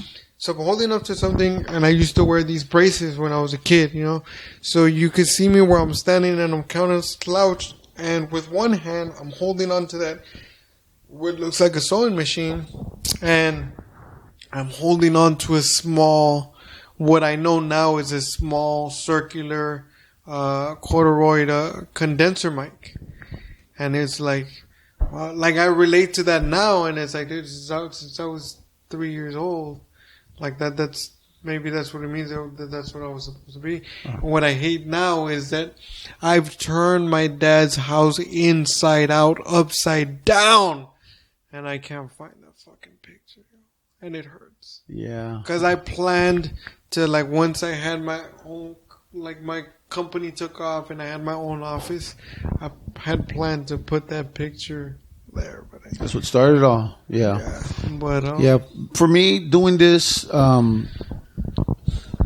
mean, I've actually quit work to go MC, a wedding or a quinceañera or something, but because it's not a job for me. For me, it's a passion. It's not something that is like, oh man, I gotta go do this, and I get there and I get there and I'm like, oh man, I don't want to be here. No. Yeah, might I remind everybody, we're doing this shit for free. For free. Yeah. So when I go to a wedding, play up the pity. I've been doing this for 6 years for free, so for free. So basically, when I go do a wedding or a quinceañera, it's all about who you're doing it for, But you also have the crowd. Yeah. You also have to do it for them, because they're the ones that are going to walk out of that wedding. Man, that MC sucked, or the DJ didn't play the right music and shit like that. No, I've got me a great DJ. He's been my partner in crime for years as well. DJ Reaper. He's been like, he knows already. We, like you said, you and Sean. Me and him are the same way. Like I'll Reaper, and he'll like lower down the music already knowing, okay, so we're going to do this or whatever like that and everything. And we already connect, we click and everything. And that is why, we work under the title of the Mix Masters, but we help out DDS Productions a lot. We work for DDS Production. He's actually our boss. And, DDS Productions has got the sound. So real quick, so I can keep it in mind. So, right now, you still DJ, right? Yes. Okay, so if somebody wanted to hire you, I could say, hey, Rockin' Rudy, you can hit up Rockin' Rudy, hook you up. Rockin' Roll James even called me for that. Oh. And that's, Rockin' Roll James, what I mean? He's called me and said, hey, I need DJs, I need MC and stuff. I'm there, buddy. What you need? Gotcha. And you got pricing and everything. Everything, the whole 9 yards. So can I tell them, mention the Bouncing Brains for a special discount? No. No. We're trying to make money, not lose it. We're trying to keep a radio show going. But we give them good deals. I mean, actually the brainchild out of everything is either Bobby Macias or Derek Sanchez, which is Destiny's older brother. Gotcha.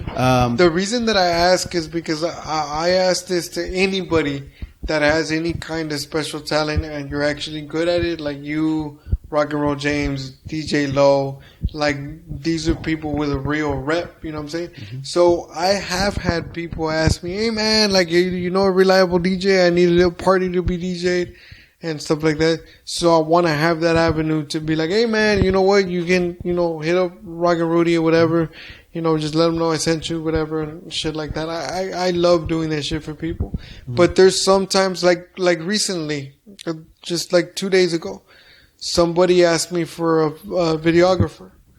Ooh. And I know 2, but I'm not going to mention their names. The reason I'm not going to mention their names, I know 2, but their work is not high quality. I mean, it mid. mid quality. Mm-hmm. And the person that was asking me was kind of big, as in the star kind. So I didn't want to give them that kind of, you know what I'm saying? Because believe it or not, when you recommend somebody, even though it's somebody else, like your name's still kind of on the line, like my name, you know? Yeah. Because they're gonna say, "Well, you recommended me, bro, and I look like this." So I didn't want to do that. So like I always like knowing, like, you know, that I can have that ability to be like, hey, you know what? Call Rock and Rudy, hook you up or whatever. Or if I know a photographer or whatever, like call this person. And I know somebody that does very high quality shit, and I called him first. But he was booked. He was doing a video. That's the only thing with us here with the mix masters through DDS Productions. We get booked in advance a lot. You know, like this past Saturday, I did a wedding that we had been booked since last year. You know what I mean? And we've been blessed to where not the whole month of November we have something, but we have something the beginning, we have something the second week, and then 1 week we're off, and then done. You know, we're booked. You know, we've got something. Sometimes we do Friday, Saturday. One time we had to do a double gig at the island. Yeah. I had one wedding at Port Isabel. I had to cross the bridge over, and the hotel right there, that white hotel, that had another one there. So I would go to the one at the island first, do the presentation, everything, cross the bridge, come back, do the introduction presentation, go back, done it, come back. It got to a point to where I actually got a police escort from Port Isabel to the island and then back this way. Did they charge you for that? No. Okay. No. But it was 2 weddings at one time. We got double booked, and I said, we can pull it off. We can do it. And by the grace of God, we did it. Everything happened real nice and everything. And it was done so well and professionalized and everything like that those people from both sides recommended us to other people, and that's why we're big. Exactly. You know, it's a word of mouth, and that's what helps. Exactly. And like I told y'all on y'all's show, like that's what I'm about. Like I don't see, like I hate when people see like the comedy thing, like in us that we're comedians, as a competition. Oh, I don't want to say this, or I don't want to say that, or I don't want to say this, because they might take food from my table, you know what I mean? Yeah. And I feel that comedy's grown to the point to where I feel that there's enough bread to go around for everybody. Of course. So I'm more of like, how can I help you? Even if you don't help me or whatever, like I'm not gonna lie to you. I wasn't always like that. I used to be a very greedy motherfucker. It was like, it's what can I do for me? Well, you've got to be that way sometimes too. You know, because sometimes like we do things like, okay, for example, I've done a lot of free shows.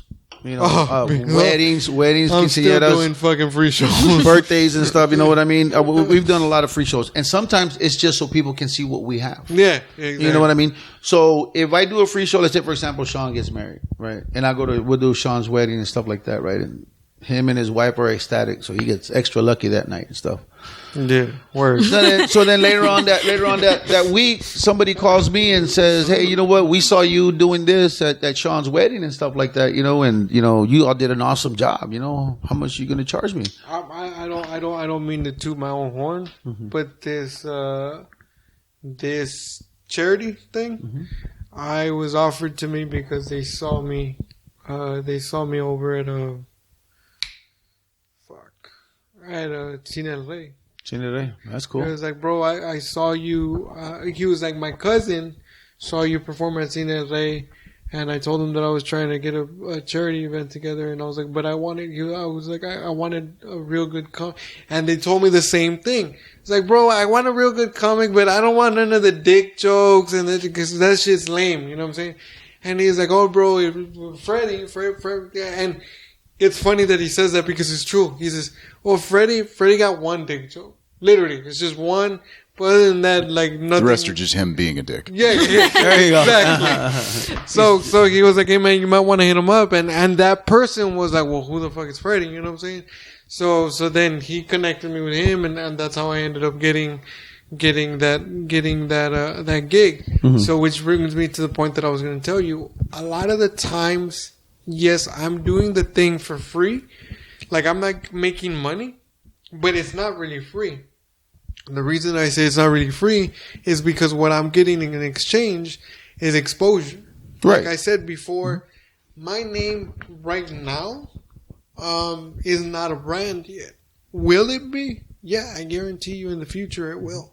But what people need to understand is you need to be willing to put the work in to become that brand. I tell them, I was like, you think Kevin Hart started where he is now, like, overnight? Like, dude, have you seen videos of him when he was 17 and 18 years old? He was good, but he was just like me and you. You got to put the work in. And I hate when people, those are the ones that I dislike. The ones that want to jump through hoops and loops to feel that you can go through a shortcut and like blow up, and it's just not going to happen. Because it takes hard work and dedication to do that kind of stuff. Right. It's Well, just- there's also we were having that conversation with Big Greeny, rapper out of Mission, a couple days back, and we were talking about the idea of like some of the big name, big shows come down, and you'll get some of the local guys will pay literally the showrunner So open up. to be on the show, Yeah. and George sometimes Lopez is coming to town. Yeah. Yeah. So, yeah, but I know what you're saying there because, for example, we did the Night Lights Out. What was it? Right, for the city of Edinburgh. For the okay. first responders, Oh, yeah. the police, and they reached out to me and they asked me, "Hey, can you MC for us?" And I'm like, "Yeah." And I reached out to Destiny and I told Destiny, "Come on over, let's do this. Let's represent 97.7 FM the city and stuff." And we went over there and everything, and we tore up the whole night. We did. We of course we did a great job like always, but it's just Yeah, of course you would people. say that. People, I'm not gonna say we bombed. All three people that were there clapped. Exactly. Yeah, but no, but we did a hell of a good show and everything, and we That. Oh, I'm sorry. no, go no, ahead. no, and we just we Killed it. We didn't have to pay for nothing to go Yeah. in. I mean, those are the perks at times. Exactly. Go to shows, events, and stuff. Now that's what I was gonna say. The other thing is the same people that talk this shit about like this or that or the other, and I'm trying to do this and I can't, are the same people that get upset when they put on a comedy show and they're gonna perform, and that they see like 10 people in the audience, and they're like, "Oh fuck, dude, 10 people." And I tell them, I was like, "Hey, motherfuckers, it's not like you're selling out everywhere you go. I mean, be appreciative that you got 10 people." And see, my whole philosophy, if you want to call it that, behind me perform, and I'll speak for myself, like behind me performing is like, I don't care if it's 12 people in the crowd or 200. I'm going to give you the same quality of performing that I possibly can. Now, whether it's 12 people or 200, do I always knock it out of the park? No. I've had horrible nights. I had nights where I didn't get not one laugh. And yeah, you do feel like shit. But that's when you get off stage, you go back to the drawing board and you're like, okay, where did I fuck up? Your pros and cons and read it all over again. Yeah, for me, I don't care if it's 1 to 1,000. I don't care if it's just the bride and groom and their family. I don't care if it's a quinceañera and it's only her and her dad. Yeah. And for me I want to make you exactly feel the love and Yeah. you feel my energy to where I'm making sure that you're listening. And that's when I've told them, and you know why I tell them, you know why you feel that way? Because you're not doing your craft because you're loving it. You're doing it because you're chasing the money. Mm-hmm. And if you're doing it for that, brother, let me tell you, you're gonna be chasing for a long time. You're gonna be standing in that long line. So you need to do this because you think I do comedy for the money? I mean, nah. I'm not gonna lie. The money nice when it comes, but I do this shit for free, and I don't complain because what I do it for the most is the laughs. Like the laugh is my ultimate high. I've seen motherfuckers like in the crowd like hold their stomach. That is the biggest compliment that you can Hold their stomach give. and tears running down their face. That's the biggest compliment. I told you those nachos were stale. There you go. Yeah, let's pause right there real quick. For some reason, this thing just chewed through those batteries. And So do we have to do it all over again? Hell No, All right, everything cool. got All right, captured. all right, cool, Yeah. cool. Yeah. Yeah. Um, Back to what we were talking about. Yeah. If you don't do it for the love, the passion, yeah. the glory, is not going to be there. I tell everybody, I tell all my friends, people that says, "Hey, why do you do it if you don't really get paid? You don't really make that much money." Hey, I'm famous, but I'm not rich. People know who I am when they hear the name Rock and Rudy and Q94.5, 96, 97.7 FM. Yeah, I'm not even there yet, but I'm 96.1. But yeah, that's exactly. Hey, you know what? I'm not driving a fancy car. or anything like that. I shouldn't say that. You know what? Because God can curse me. I'll tell you something that did happen, and I'm not going to tell you the whole story because we only got 30 more minutes. But It's supposed to be our show. Yeah, I understand. Come on now. He's let you said a few words. I actually went Destiny to, got more than me. Nah, just kidding. I actually went to IHOP. I can say that. That's what they call a one-legged woman. IHOB. IHOP in Westlaco. And so I went there and I ordered my meal, whatever. And the lady comes out and she serves me my meal. She takes off, and then another lady comes out and she was like, "Hi, I'm the manager." And she was like, "You're Freddy, right?" And I was like, "That depends. Do you work for immigration?" And she started laughing. And she was like, "No." And she's like, "I work here." And I was like, "Do you work with child support?" And she was like, "No." And I was like, "Okay, yeah, I am Freddy." So she was like, and I was like, "Yeah, man, what's up?" And she was like, "It's because I saw you last night at Cine LA and you were really funny. I just wanted to tell you." And I was like, "Oh, thank you. I wasn't blowing her off, but I was like, "All right, thank you. I appreciate it. Let me enjoy my fucking omelet because I'm hungry." You know what I mean? So I'm eating whatever. So I finished eating and I asked for my check. And she left, right? So the other waitress, the one that was taking care of me, comes and she was like, "Everything all right? Yeah, I'm good. Ma'am, can you bring me my check?" And she goes to the back and they come back and the manager comes again. She was like, "Oh no, sir. Don't worry about it. It's on the house." Yeah. And I was like, "Well, shit," you know what I'm saying? Then that's when I was like, "That's the only time. That's the only perk I've had." That's the only perk. Yeah. No, I've had I've been blessed a lot, and I thank. I thought you were going to say a lot of free IHOP bullshit. No, well, it's not the point. Is you can even. I mean, Destiny's been there too, where we did the parade last year and everything like that, and we didn't pay for nothing. We got everything free. Anything we wanted to eat, drink, or whatever. Like that. I love getting paid in meals.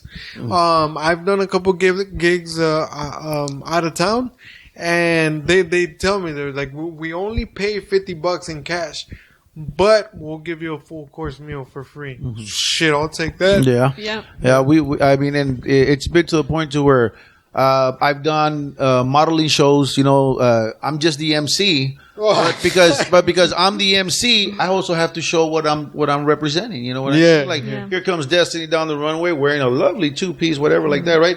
But then they give me, like I said, the last time I did Under Armour when they first opened up at the Mercedes outlets, yeah.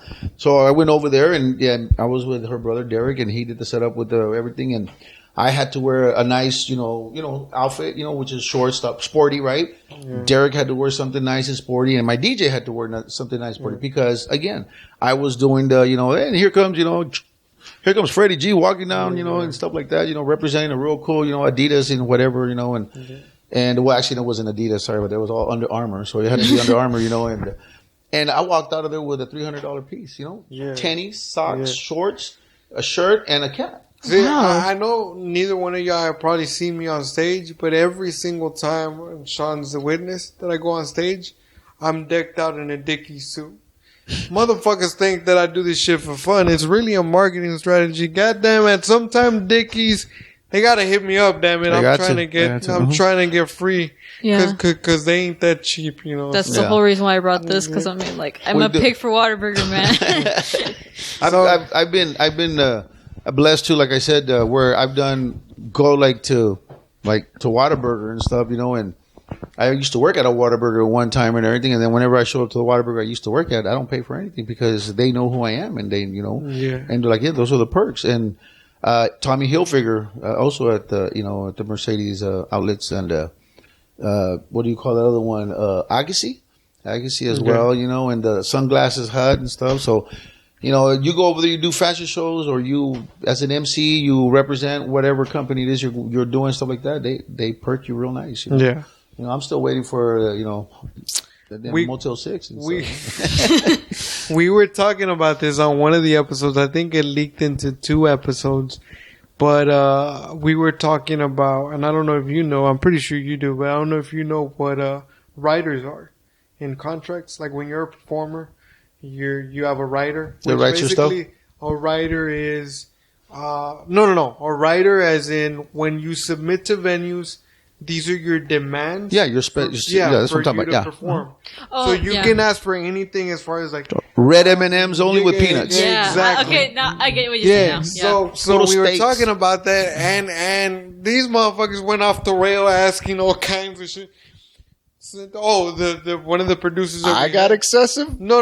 It was just, The other writers. yeah. No, the other guy that we had on.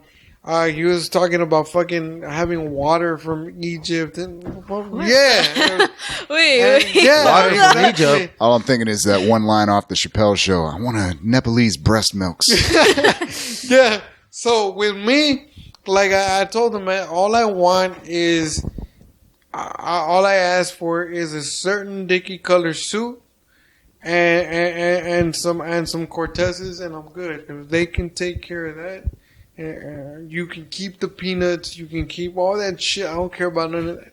Just give me the nice clean suit, never worn before, and you can have it back after I'm done performing if you want. But that's all I want. And they laughed because we were also talking about rituals that you normally do every time before you go on stage, right? Because I have a ritual too to kind of clear the nerves. It doesn't always work, but sometimes it does. So, and I also told them another thing that I would like, because I literally don't like going on stage cold, literally. So I warm up. And again, because of this whole physical thing, I don't warm up like regular people. So I have to use like an elliptical or whatever. So he was laughing because I was like, oh, my dicky suit and a fucking elliptical machine everywhere I go, you know what I'm saying? Because I need to get on that bitch before I hit the stage. So I hit the ground running. Mm-hmm. So, and I was like, that's all I want, man. I wouldn't be too excessive with what I would ask for and shit like that. If I was to have something like that, for example, when we do weddings and quinceañeras, my biggest thing is I would just want to make sure that my crew gets fed. That's it. Dude, Yeah, it's a blessing to get fed, though. Because I've done and I thank God for that, because every wedding, every quinceañera that I go, every venue or event that we do. Why do you think now, when I'm about to go out of town again, I'm calling Sean to take me? You know why? Because he didn't even ask me for money. He said, I fucked up one time and told him just buy me food and pay my bar tab. And fuck, I should ask for more. Yeah, he was like, hey man, just stop at the Burger King 2 for $5 and then stop at the damn what do you call that, Philman's, and buy you a bottle of liquor. You're good to go, huh? Yeah, he was literally like, hey man, I don't even ask you to give me money. He's like, just keep me fed and we good. And I was like, holy shit, you should have said this 4 months ago. Well, let me put it to this way. The reason why I say that is because you've got to have your crew to set up the stage for you. And second, you got to feed your DJ, because if you don't feed your DJ, that motherfucker's gonna play some shitty music. And that's why I'm glad that I'm a comic. I don't fucking need a DJ. Why does this motherfucker keep playing the Wendy's jingle? Yeah. No, but like I said, my DJ Reaper, we've been DJing so long, that he already knows that any venue that we do or any event that we do, weddings or quinceañeras, they always give us food. A music list, so whatever music list they give us, that's what we basically going to run. I had this one lady give me a 2-hour music list on a 6-hour wedding. And I told the lady, ma'am, for the first 2 hours, we'll play your music if you want. But after that, what do you want? It's open season. Because you have only a 2-hour list and that's it. We've got that 2-hour list for you. After the 2 hours, I'm going to let my DJ tear it up. As long as it's clean, no nasty music or anything like that. But by the time they're there, they're drunk and they don't give a care. shit. So like no Grandma's in the Tootsie back Roll. going, 2 Live Crew. Oh, no, I was about to say that. I said, me so horny. Me so horny. Yeah. I said Tootsie Roll. You said me so horny. Yeah, to like crew. Yeah. So that and Baby Got Back, I like them thing. Man, the tour is big. We got. This is nice, and you know how they do what do you call that song? The wobble. The wobble. Yeah. So this I one still lady can't decided to dance go out that there. thing. Well, this one lady decided to go out there, and this lady was a big, and she was like, oh damn, you know what I mean? And she went out there and she actually wobbled and she stopped, but the shit still kept going. So it's like it fit the music, you know what I mean? Yeah. Damn. And the one that pointed out to me was your brother. They was like, check out that shit. That's some But you know what? shit. My thing is, I just want to make sure that the crowd is happy. Make them happy. The bride and groom is the most important. It or the goes back quinceañera. to the same thing, man. Like when I do these shows for free, my biggest concern is make these fucking people laugh. Because if you don't make them laugh, they're not gonna call you back. I'm the type of MC that I see you sitting down and everybody's dancing, having a good time, but you're sitting down doing this. I will actually get a chair, put it in the middle of the floor, clear the floor, turn on the lights, and I will say, ma'am or sir, you're sitting there enjoying the music from your seat. Your seat probably already smells like sweat ass or sweaty ass. You can do this on the chair all you want, but it'd be a lot better if you stand up, and hopefully the chair doesn't stick to your butt, but you stand up and walk out of the floor and dance. You'll have a better time with your wife or your husband or whoever you brought with you. And they're like, you can see the lady or the guy, yeah, you're like that. Okay. You play the music then, and then they all get up and they come out and dance. Once you call them out, they're called out. Yeah. And we record, so it'll be on the video. So, But if you point it out, like say, hey, you know what, Freddy, what are you doing sitting in the corner? You're the comedian. Get your ass up and come over and say something funny. You're going to get up and do it because you got called out. Yeah. So what better way to get attention? than And to they've put the actually attention? done that to me. Well, but this was way before I found out that I actually had comedic ability. A talent. Yeah. But yeah, man, I just figured that it's a lot easier. And I tell that, and this is outside, this is just in general, this is outside of being a comedian, being a DJ, whatever. I tell everybody, whatever it is that you love, anything. I'm a strong believer in whatever it is, you can somehow monetize it. But make sure that whatever it is, you love it first. Because if not, you're going to be fucking... You might make $1 million, but you might have that $1 million bank account, but you're going to be miserable the rest of your fucking life. Exactly. Because it's no longer considered a passion. It's a job. It's just, That's what I'm saying. a fucking job. Mm-hmm. You know 9 to what I 5 job, pretty much. Yeah, and I was actually having that discussion today with somebody, and I told them the frame, the work frame that this world has built of like working 9 to 5, 40 hours a week, that's the modern day slavery.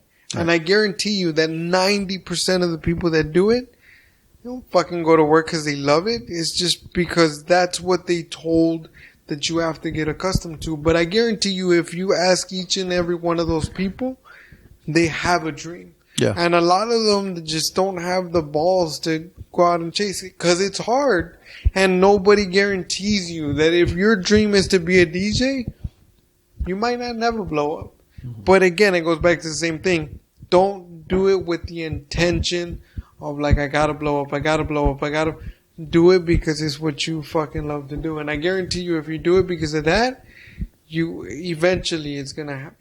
Yeah, because the money's not there. You gotta focus on your on your craft. You know what I mean? Well, we're still in a transitional period. I mean, you still got people going into debt, doing student loans and all that stuff because it's like, well, I have to have the piece of paper for the job, and it's like, not really. Stop thinking like an employee. Mm-hmm. You know what I mean? Yeah. So it basically, it's like I said, I'm famous, but I'm not rich. And I don't mean to be like, oh, I'm a superstar. No, I'm not a superstar. I mean, I know there's other probably MCs out there that are better than me and stuff like that, but do they have the experience like me?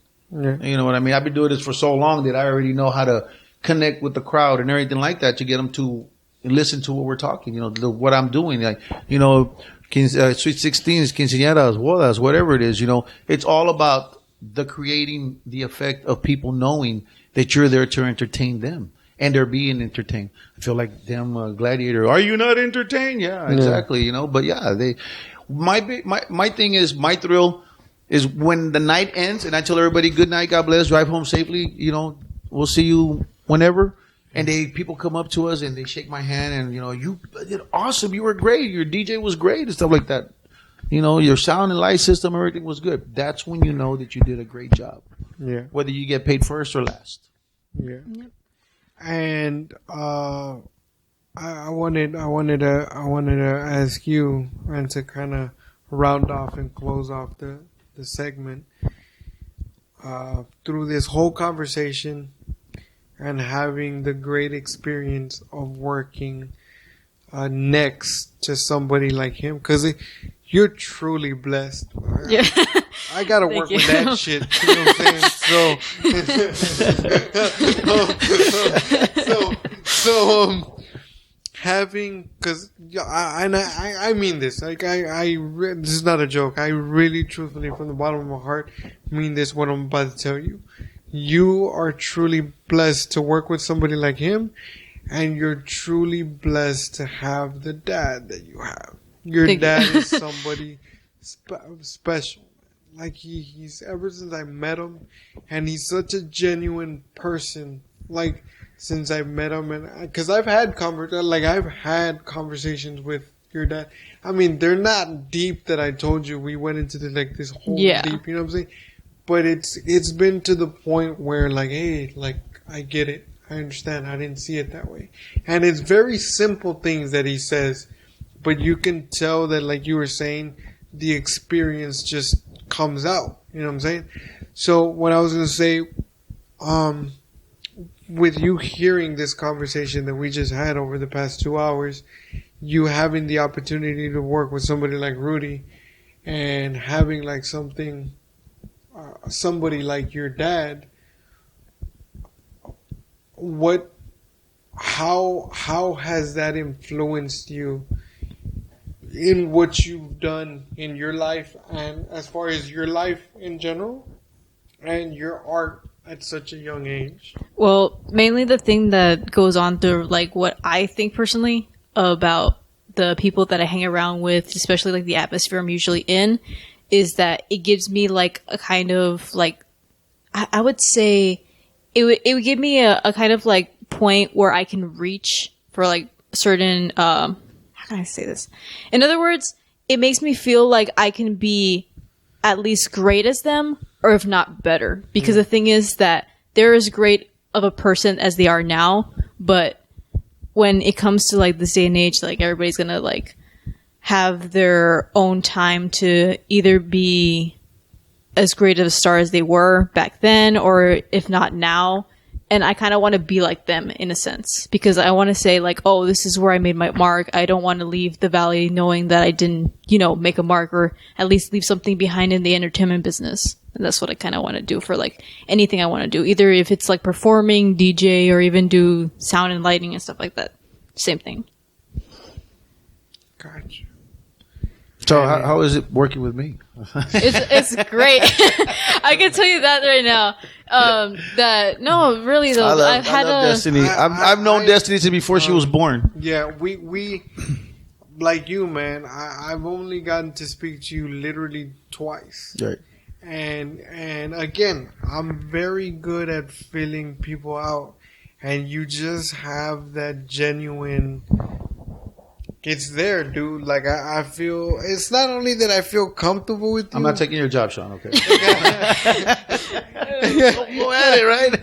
It's not that I feel comfortable with you, man. And it's not only that, it's just that you have that vibe of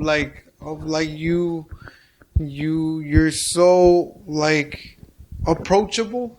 Mm-hmm. And it also feels all right, man, look, watch, you did it like this, but let me show you this if you want. Mm-hmm. And you're not like a dick about it, you know what I mean? You know what I'm saying? Oh, you're wrong.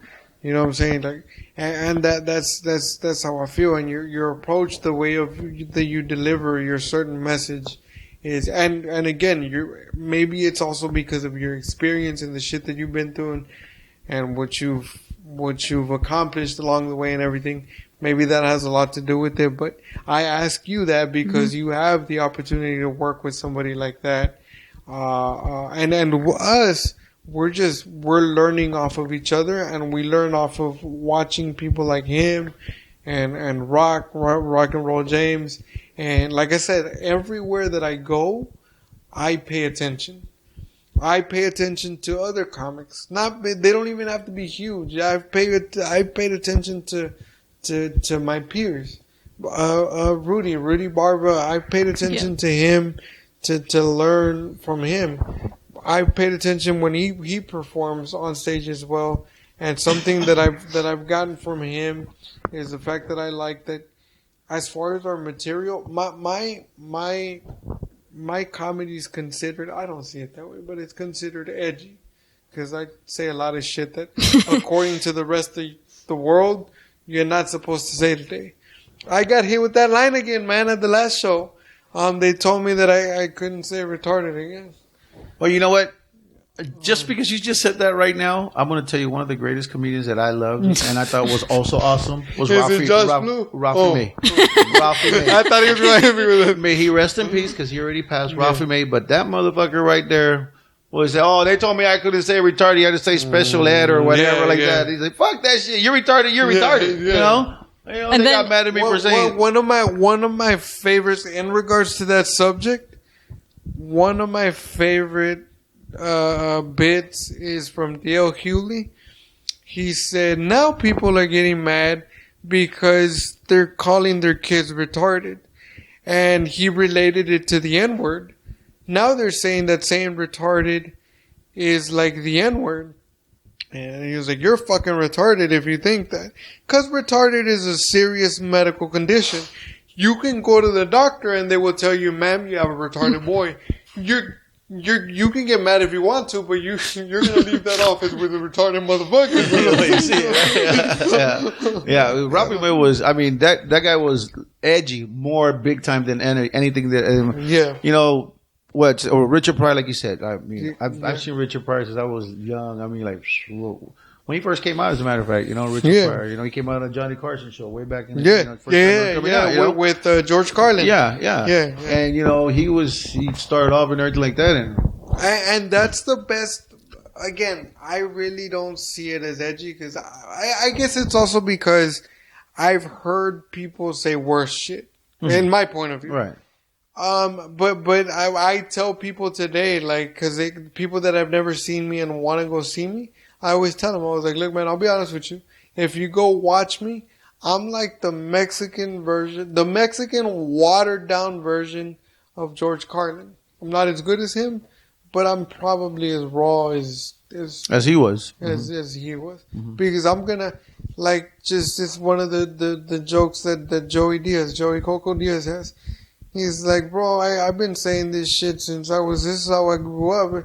I'm not going to change the fucking way I talk just because you got your panties up in a bunch, you know what I mean? So I mean... it the same thing like Ralphie May, I'm so pissed off at gay people because they took the rainbow from us. I want the rainbow back, gay motherfuckers. Just because you're gay, you get all offended. I mean, if you want a rainbow, you can just get Skittles and just like eat it. But you see that, and he said that, he goes, oh, you guys get all pissed off because I say I want the rainbow back, but you'll take a dick in the mouth or on the ass or whatever, exactly. I understand what you're saying, I think people want consistency. Like they think like if you give out one opinion, Ralphie May is a great example. Yeah. One of the best bits he ever had is on This Is Not Happening, and he talks about taking his family to a gay wedding, and it's one of the most hilarious bits. His son sees that guy's thing come on, and what's that? Dad? Oh shit, He's big. Yes, he is. But we have peepees. He got a dick. That's what he says, Right. But, I always related to that Walt Whitman quote. I contradict myself? Yes, I contradict myself. I am large and I contain multitudes. And it's like, you're not going to get that in a 10-minute set. Just enjoy the material for what it is and don't assume that any words that come out of my mouth are actually something that I'd have carved on my gravestone. It's just jokes, people. That's what he says. Yeah. That. It's just a joke. It's just a fucking joke. Yeah, but it's the truth. I mean, you're only as great as you want to be. You're only as good as you want to be. But if you're not humble and you're not true to your form and to your art, exactly. That's what I tell. That's what I tell people. Like, when you're asking me to not say something or to hold myself from not saying something, you're saying, "Hey, I want you to be you." But don't be but it's not really you. Yeah. Well, I mean, we did that to you because of it's a radio show. It's different. But that's different. That's different, though. I'm talking about when I go on stage. That's why now, because I learned. I had 2 bad experiences in the past. Mm-hmm. Before I book the gig, even before I ask if I'm going to get paid or not, my first question is it clean?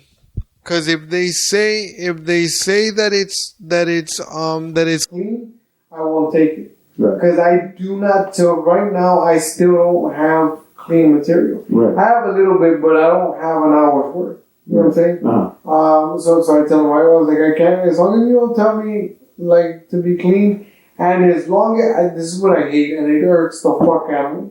I tell people, don't tell me how to talk. Don't ever tell me you can't say this.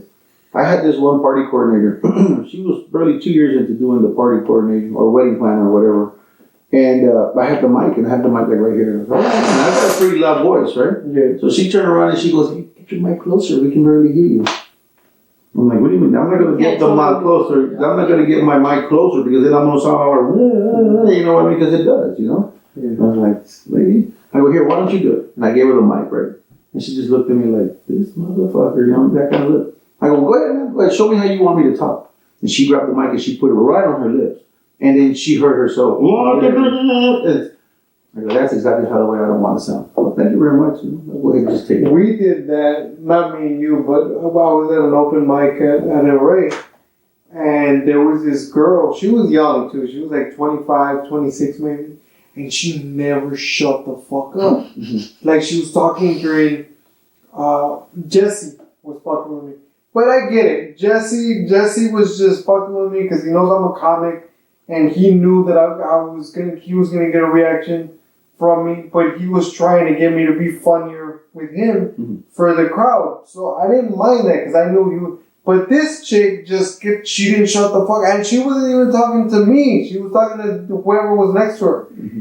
And I turned around, and I said, "Ma'am, can you not be rude? You're talking in the middle of my set. I'm trying to." And she turned around, and she was like, "Well, maybe if you were funnier, right?" So then I started going at her, like I started to roast her or whatever. And then I told her, "Oh, you know what?" I was like, "Oh, so I guess you're funnier than me, huh?" And she was like, "Yeah." She told me, like, with these balls, she was like, "Yeah." And I was like, "You want to try this shit?" And she was like, "Yeah." And I gave her the mic, so she goes up there, and she started with this supposed joke about going to McDonald's. But this is literally what she said. "I went to McDonald's and I ordered I don't know what, and then she gave me some chicken nuggets." And she said the story, but that's what it was. It was a story. And and then everybody just stared at her like crickets. And nobody laughed. And I was like, "See, get your ass off the stage." Sometimes you gotta put those people on the spot. Yeah, man. Just like I did with the. And then I told her, I was like, "See, it's not that simple, huh? You're not getting a fucking and now given." This was material that I was still working out. It wasn't a polished set or anything. It was things that I was working out on stage. I mean, that's what the open mic is for. But I told her, and then I continued for the rest of my set. I continued roasting her, right? And she felt uncomfortable, so she walked outside after a while. So, I mean, I'm not going to lie. After a while, I finished or whatever, and I got off, and I went up to her, and I was like, "Look, I apologize if I seemed like a dick when I was up there, but you were talking, in the middle of being a dick too." You were being a dick too. Yeah, and I was like, it's just something, it's etiquette, it's not good to interrupt somebody we're trying to work this thing out. And she was like, you know what, man? She was like, yeah. She told me, she was like, I was a bitch. You know, I'm sorry. And I told her again, I was like, but it's not that easy to make somebody laugh, is it? Yeah. She was like, yeah, it just kind of looked easy. Yeah. No, I mean, and the thing is, you were right, because like she said to you, I mean, if you were funnier, maybe, well, if you shut up and listen, maybe Yeah, you'll laugh, exactly. you know what I'm saying? So, but sometimes you got to put them on the spot, like I said, you got to do it, you know? we're coming We're at up. the hour right now. Yeah, we're at the hour, Okay. so we do want to go ahead, and this is the point where we told you at the beginning, where if you have anything to promote, this is where you also shout out your social medias. Okay. And go. All right. No, you're cool. You don't have to hurry. Oh, okay. You can check us out on RGB Rocks. Let's see, RGB Rocks Facebook, Instagram, Twitter. It's Rock. Well, yeah, Rocks RGB. And I guess if you guys want my personal social media, Slastar91, SLASTAR91. If you guys want to check out my artist account, I'm under Scarlet Rose. You can find me anywhere. Pretty much Scarlet Rose official, except Rose ROZE. So you can check that out. There you go. And for me, well, I'm on Facebook. The only thing I'm on besides the 97.7 FM the city. And You only have Facebook? only have Facebook. Yeah, I don't do Instagram or Twitter or nothing like that. Last time I did an Instagram, my daughter got a hold of the phone and some girl sent me the pictures of her nanas, and I mean, I didn't mind the picture, but my daughter was like, "Dad, what the hell is this?" You know what I'm saying? So, it's like some girl that would want to give me some milk. I'm sorry. But you can reach me at Rock space N space Rudy on Facebook. And I friend almost anybody, just about. I kind of view your profile first just to make sure Just to make sure you're not, killer. you're not somewhere from in the middle of Russia and shit. And, Yeah, because they on the ass on that so. or some kind of a comedian or something. Just joking. No, but that's basically where I'm at. Or my email is rockandrudy21@hotmail.com. Now you also are both performers, so do y'all have any? Well, Mixmasters, MixmastersRGB.com. Promote your business if you. Well, MixmastersRGB.com. Bobby Macias is. I know you said you do funeral. Not funerals, no. You're dead, motherfucker. That's it. You ain't getting up this one, bitch. I don't fuck that up. I was gonna say you do weddings. Weddings, You do weddings, quinceañeras, but I was gonna ask. What would you do a funeral for the right money? Yeah, of course. More definitely. Yeah. It's like that movie. What was that movie called? The Wedding Crashers? Or what was it? The Funerals? The Wedding Crashers. Yeah, it was the Wedding Crashers. Was it? Yeah, that's where him and what's his name, and Vince Vaughn split up, and they went to the funeral. And what's his name was there? Will Ferrell. And, Yeah. DDS Productions is the person that hires us, or Derek actually Productions. You can check him out on ddsproductions.com on YouTube. We have a lot of videos where we have DMC for all the weddings and everything like that. And DDS Productions has great sound, lights, equipment, rental equipment, everything like that. Mix Masters, what we do is we have the DJs, the MC, and the showmanship that you're looking for. So give us again, it's mixmastersrgb.com. And then it's www.ddsproductions.com, and you can find them on YouTube as well. Cool. Great. And the show is every Thursday at 7? 7 p.m. And you can listen to us at online at www.thecity977.com. 977.com. Cool. All right. Great. Y'all can catch me across the board. Y'all can reach out and touch me. Hold on. No, don't catch me that quick. Believe me, he's not gonna run far and fast. No, if you see me, please don't touch me. Hey, it's just like me. I'm too old to run already, so I'll just stand there and fight.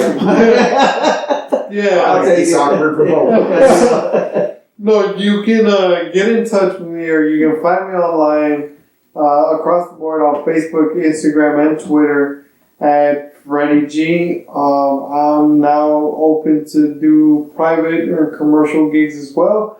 For bookings, reach out to me on my email at xfreddygx@gmail.com. I'm still booking for November and December. Cool.